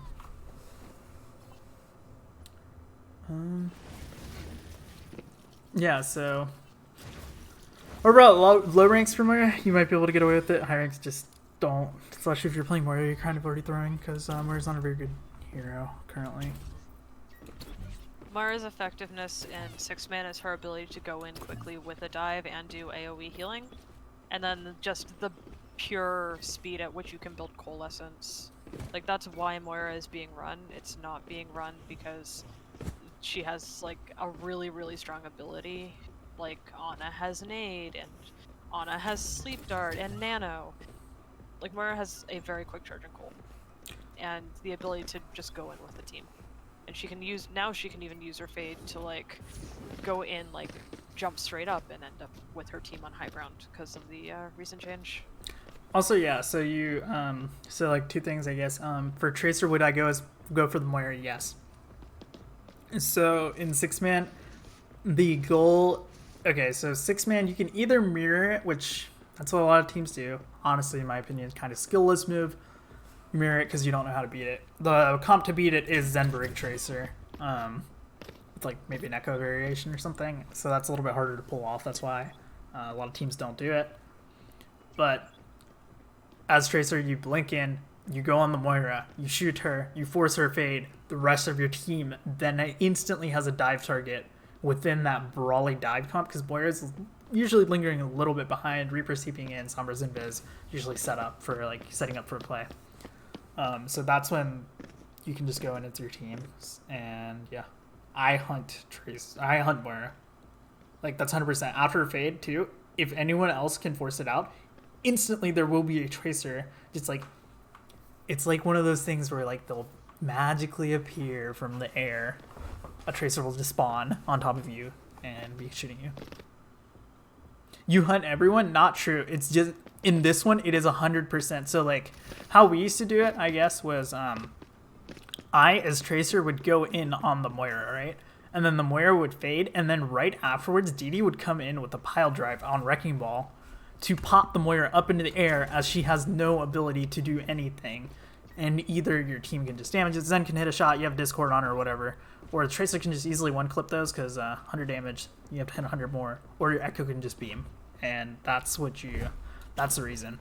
Like in a Zen Brig backline, for example, I would try to force bash or something, or if it's after the pile drive that the Tracer is going in. So there's a difference there. And this one, Tracer is solo. Usually it's solo engaging on the Moira to force the ability, and then the rest of the team follows up on the afterwards, versus a lot of the other times, the team starts it, Tracer cleans. This one, Tracer starts, team cleans, if that makes sense.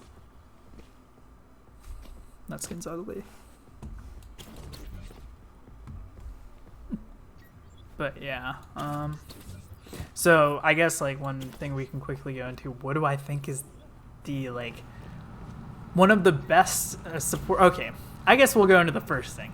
Brigitta, S tier versus Tracer, S tier for Tracer. So keep that in mind. It's a double-edged sword. Brigitta enables dive and Tracer to be valuable because the packs are insanely amazing for Tracer to keep her alive. So there's that.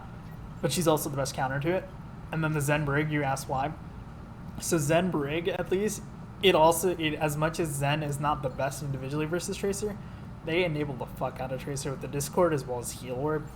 So that's why Zen Brig Tracer right now, at least in my opinion, is meta. Is because Tracer's so good. Zen Brig are just really tanky. They can live through a lot of stuff. You have 2 support ults. You have the Discord. Like, Discord is fucking amazing on the next level. And it also enables Tracer to a next level. And with the Heal Orb and with the packs, as you can see, Tracer's getting harder and harder to kill then. So that's why it's the best, I would say, versus a Tracer as well, because once you get the rally, you have the Discord. That's honestly a much more annoying duo to deal with than an Ana Brig. Because an Ana Brig, you're not worried about the insta-death as much, but with a Zen, you are worried, because if you get shield bashed, a lot of high-level Zens will be able to hit the headshot and just kill you right then and there. Because like Tracer will get, or Brig can get off her primary fire too, and that's enough to just kill you right there. Do you have any like general tips do you want to add, like the general stuff?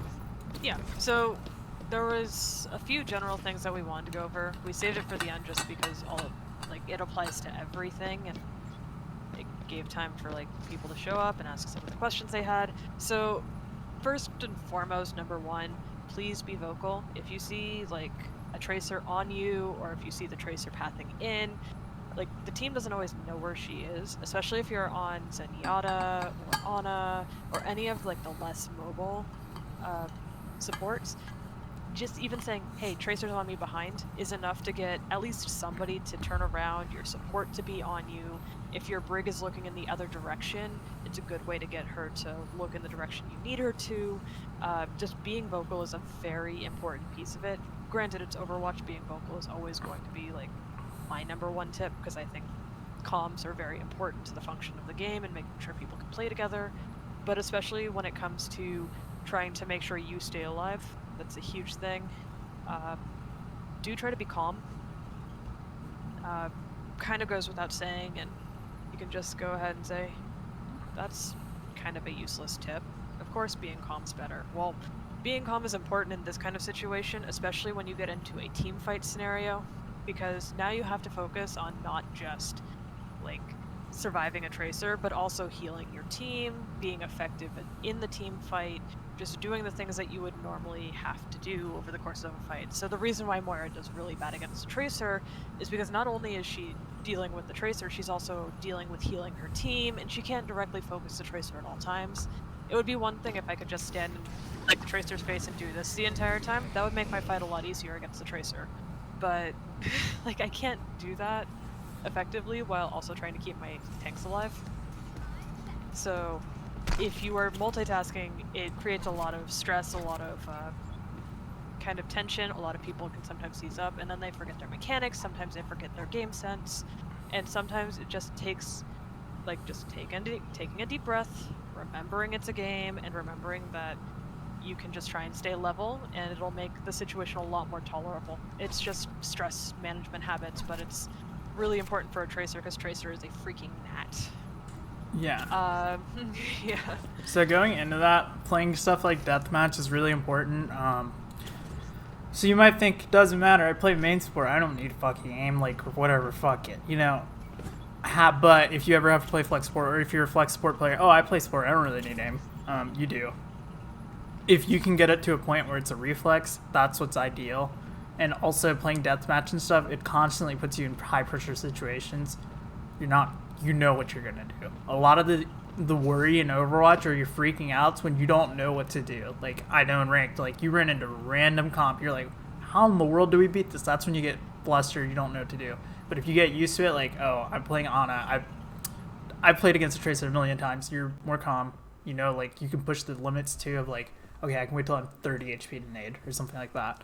You can push your limits there, and then it's much better. And then also, one thing I did want to answer from Saya, you hunt everyone. If you've noticed, when I say I'm hunting, it's usually because someone's split. If the Zen and the Brig are sitting on top of each other's butts, like, not like actually top of each other, because then it's just easy pulls. But if they're playing like that, like 2-3 meter range, you can't hunt. Brigitta's alone, you hunt. Moira, why is she huntable? Lucio is not sitting on top of the Moira. If Lucio is sitting on top of the Moira in 6-man, I would think that's pretty bad. For him to just be sitting on the ground right in front of a Moira, you know? So it's getting split as a support from your co-support that makes you a target. Mercy alone, away from her other support, is far easier to kill because I can just pepper, and she won't be able to heal. But if the Ana was within LOS, guess what? The Ana can heal the Mercy, and it's much harder. So that is one really big important thing with Tracer. Playing with your co-support helps significantly. Don't try to solo shit. As BAP, do not try it. You're not that good. I assure you. Like, even like a pro player, you might as well just play with your Zen. Zen just gets the Discord off. It's much easier for you to do. Oh, Tracer's on you. Guess what? Zen can orb you. Oh, then the Tracer's like, oh, cool, I'll go kill the Zen. Guess what? He has heals. Like, it's not like, so you want to make a lot of these scenarios a 2v1 where this Tracer has to, like, kill both of you. And I know the problem is that breaks down during dive. When you're getting dove, your supports get split. That's the issue. Or someone's flanking. That's when it happens. But 99.9% of the time, try to play around your co-support, especially Brigitta. If you're Ana, play close to your Brigitta. Like, there is no reason for you not to. Zen, same thing, play close to your Brigitta. BAP, probably play close to your Brigitta if you have Brigitta. If you have Lucio, play close to your Lucio. Mercy, play an LOS of Mercy where she can fly to you, she can keep you up. So that's one thing to keep in mind, and you definitely always want to try and play with your co-support, because or else that's how you get hunted down. You're alone on Brig, you're out of position, yeah, guess what? That's when the hunt turns on in like a Tracer player, I guess, or at least for me. I know that's when I look for it. It's because they're out of position. It's not like because I'm just, hunting them. The only thing that I guess I hunt is a Brigitta, but that's because I have Pulse Bomb, she gets Rally. I need to get it out. But keep that in mind. Just playing together can often save you 90% of the time. That will keep you alive versus Tracer. Even if you didn't learn anything else from today, just keep that in mind. Play with your co-support. Kind of branching into that though, next kind of big point is like recognizing that not all situations are fight, even on heroes like Brig and Ana. Like, if your Ana dies and you're playing Brig and like the Tracer is actively now hunting you, like, that now becomes a situation where, yes, you should try and like displace the Tracer, but you're potentially not going to win it if the Tracer's good enough.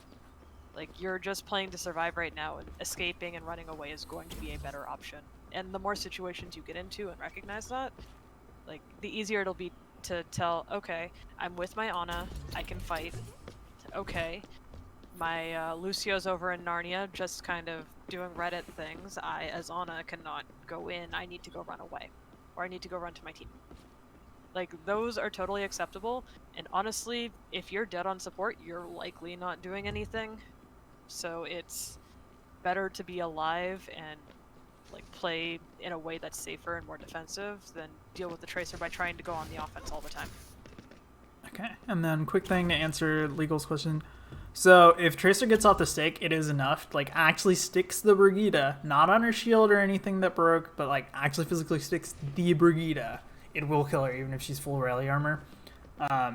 But that doesn't happen like it can happen. That's ideal as a Tracer player. But what you want to be going for is it's usually on the ground or stuck into someone else that you can live. Yeah. And also one thing to keep in mind there, I know for a fact, if you technically are getting healed as you get, I was thinking about the interaction. If you are getting healed by an Ana as you get stuck, you heal that 5 HP up, then you will survive. I'm like 99.9% confident you do survive because I've definitely stuck a Brig that's full rally armor. Oh, on the linger? Yeah, that is possible. Because the unscoped Ana shot definitely has a delay. Yeah. Next one. Next kind of tip. You got it? Yeah. Don't jump. Just like don't be a little fucking Metbo pogo hopping around. If you know Metbo, you know him. Shout out to you. But that's easy for me to track. Oh wow, that's not really hard. That applies to a lot of heroes. Widow. Little Mr. like pogo hopping over here. It's gonna get domed because that's an easy pattern to track overall. That's an easy pattern to predict. You're really predictable. You don't have much control when you're falling. You're just locked gonna get into domed. the animation. You're locked into it. You're just gonna get one clip, or that's just easier to one clip at that point, or just even hit more shots. Like I can track there very easily. It's not hard. Versus your little 80 strafes and shit, that's gonna be harder. 80 strafes is a little bit harder for Tracer to lock onto.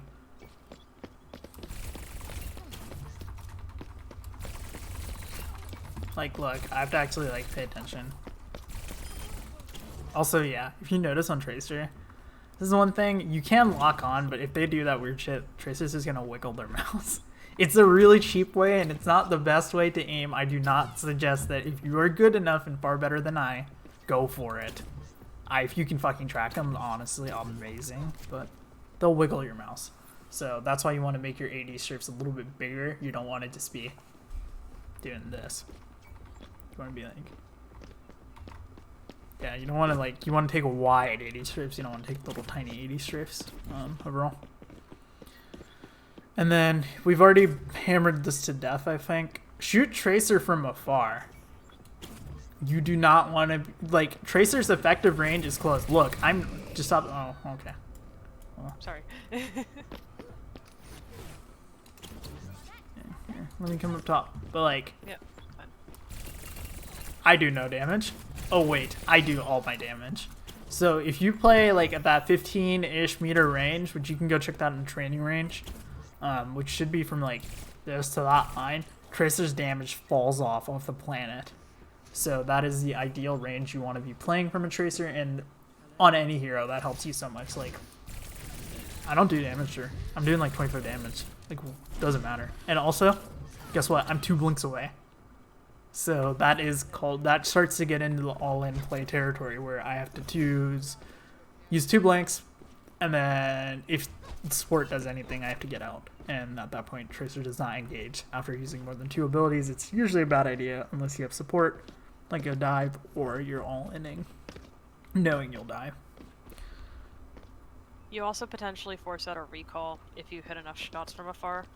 That's more pertinent on Ana or Zen, but it definitely still stands true for, like, Moira's range is ridiculous. You might, like, force the disengage early if you're already peppering in damage, because all it takes is literally the D.Va peppering you, a Moira damage orb, the Cassidy running on your face. Like, that's all it takes to just die from, like, that range.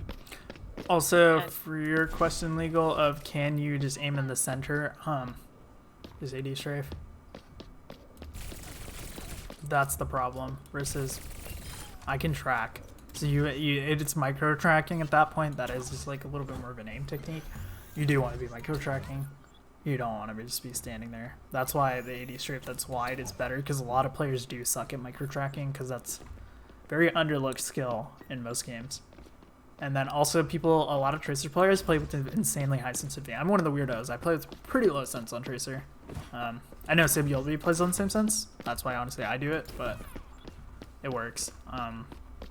But yeah, you do want to actually maintain it. And that's why the wider strafe is better. Can you just do the little jiggle strafe?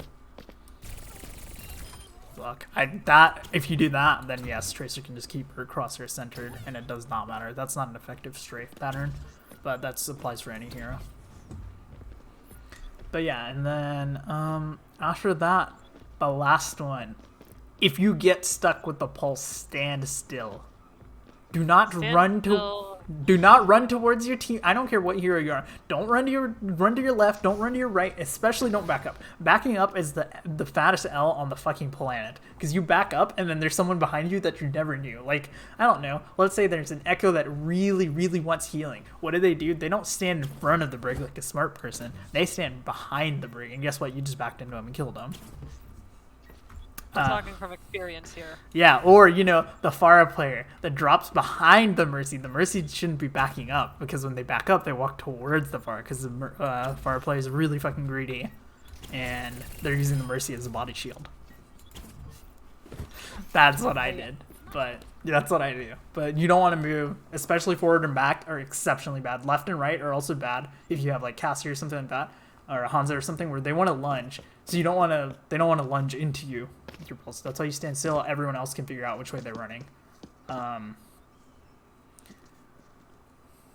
Like, there are scenarios, so if you get stuck as Brigitta, for example, yeah, you could just bash off of like high ground and take the pulse with you. So just in case if you're super worried, but honestly, you're probably dead there too. Moira can fade, but also remember with Moira's fade, if you are stuck, it can fall off of you and stick to the next person. Same with Brigitta's shield. If her shield is up and then she blips her shield down and she's walking into someone else, it will just stick onto them and kill them. So that's something to keep in mind. Standing still is ideal for just and tracing. Always call it, even if it's just simple as I'm stuck. Like, cool, I'm gonna stand still. I'm stuck. Just accept the fate. Like, the only exception again is Transcendence, which we did talk about. Yeah, Transcendence, obviously, and then, yeah, I mean, I don't know. Brigitte, I guess, is a little bit weird, but stand still, die, accept it, move on. Yeah, so do you guys have any, like, last-minute questions? So we're only probably going to keep going for, like, it's an hour and 55, so we'll keep going, like, 5 more minutes. Yes, you can kind of play hot potato with pulse. Would I recommend doing it a lot or often? No. Oftentimes it is just safer to hold up your shield and just block the damage, because there's, let's say, you're playing Brigitta, right? Like, here, pretend, just stand there, your little Zenyatta. I'm playing Brigitta, I'm in front, so you have to back while you're dropping the pulse. Guess what? You backed into your Zen and dropped the pulse on him. That's a bad thing, because if you walk forward while you're dropping your shield, you're just going to stick to yourself. So just hold up your shield breaks. Oh well. That's what I would say to that regard. Another piece of the hot potato thing too, it's a lot similar to like Reinhardt with his shield. Not in the same sense of if you stick a Reinhardt shield, it's always going to stick him. But imagine like the Rein Shatter sort of situation, where if you're fluttering your shield a lot, like if you flutter your shield, the Rein's going to be able to get the shatter off because of the delay on the shatter. Like, because when it hits the ground, it has the travel time, and then it casts as soon as it hits Rein. If you're fluttering your shield, you're going to just die, or somebody behind you is going to die. So playing hot potato is a very dangerous game across most, if not all, shield heroes. What if you try and look off of high ground and drop it off? Yeah, sure, that could work, but then also 99.9% of the time you're looking off of high ground, right? Guess what? Someone's going to fucking dome you. That's just going to happen.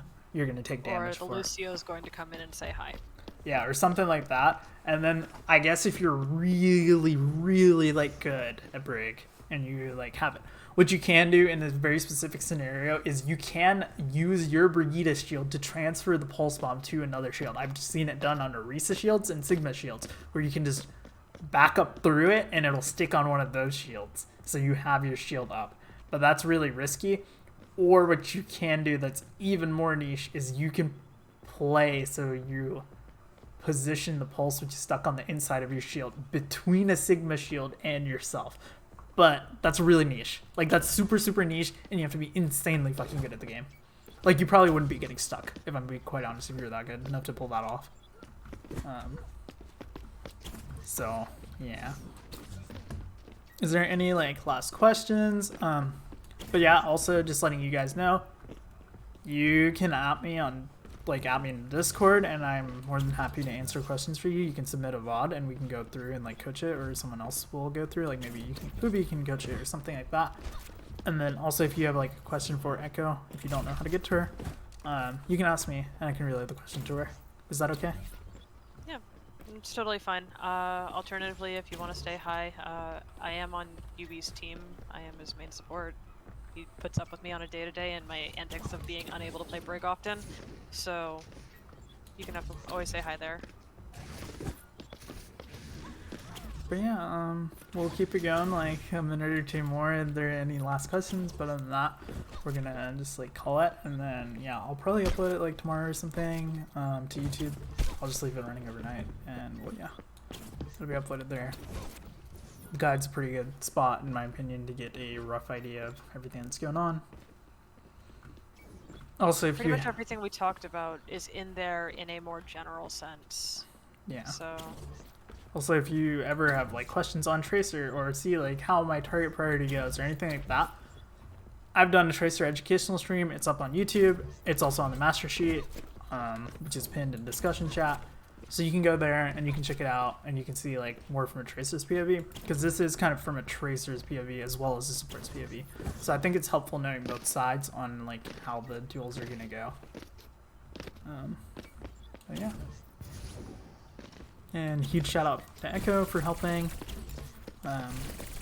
Go say hi to her in Ubi stream, and then, you know, tell her to let Ubi play Zen and don't lock him in Lucio jail. But yeah. Let Ubi free. he just goes vibing. Yeah. But yeah, no, I understand. But yeah, I think I'm gonna end it here. Yep. All right, peace. Thank you everyone for coming out and watching. Again, feel free to ask me questions. Just like at me in Discord. You can just do that, and that's like honestly probably the easiest way to find me. You can ask for coaching, just submit a VOD, etc. Peace.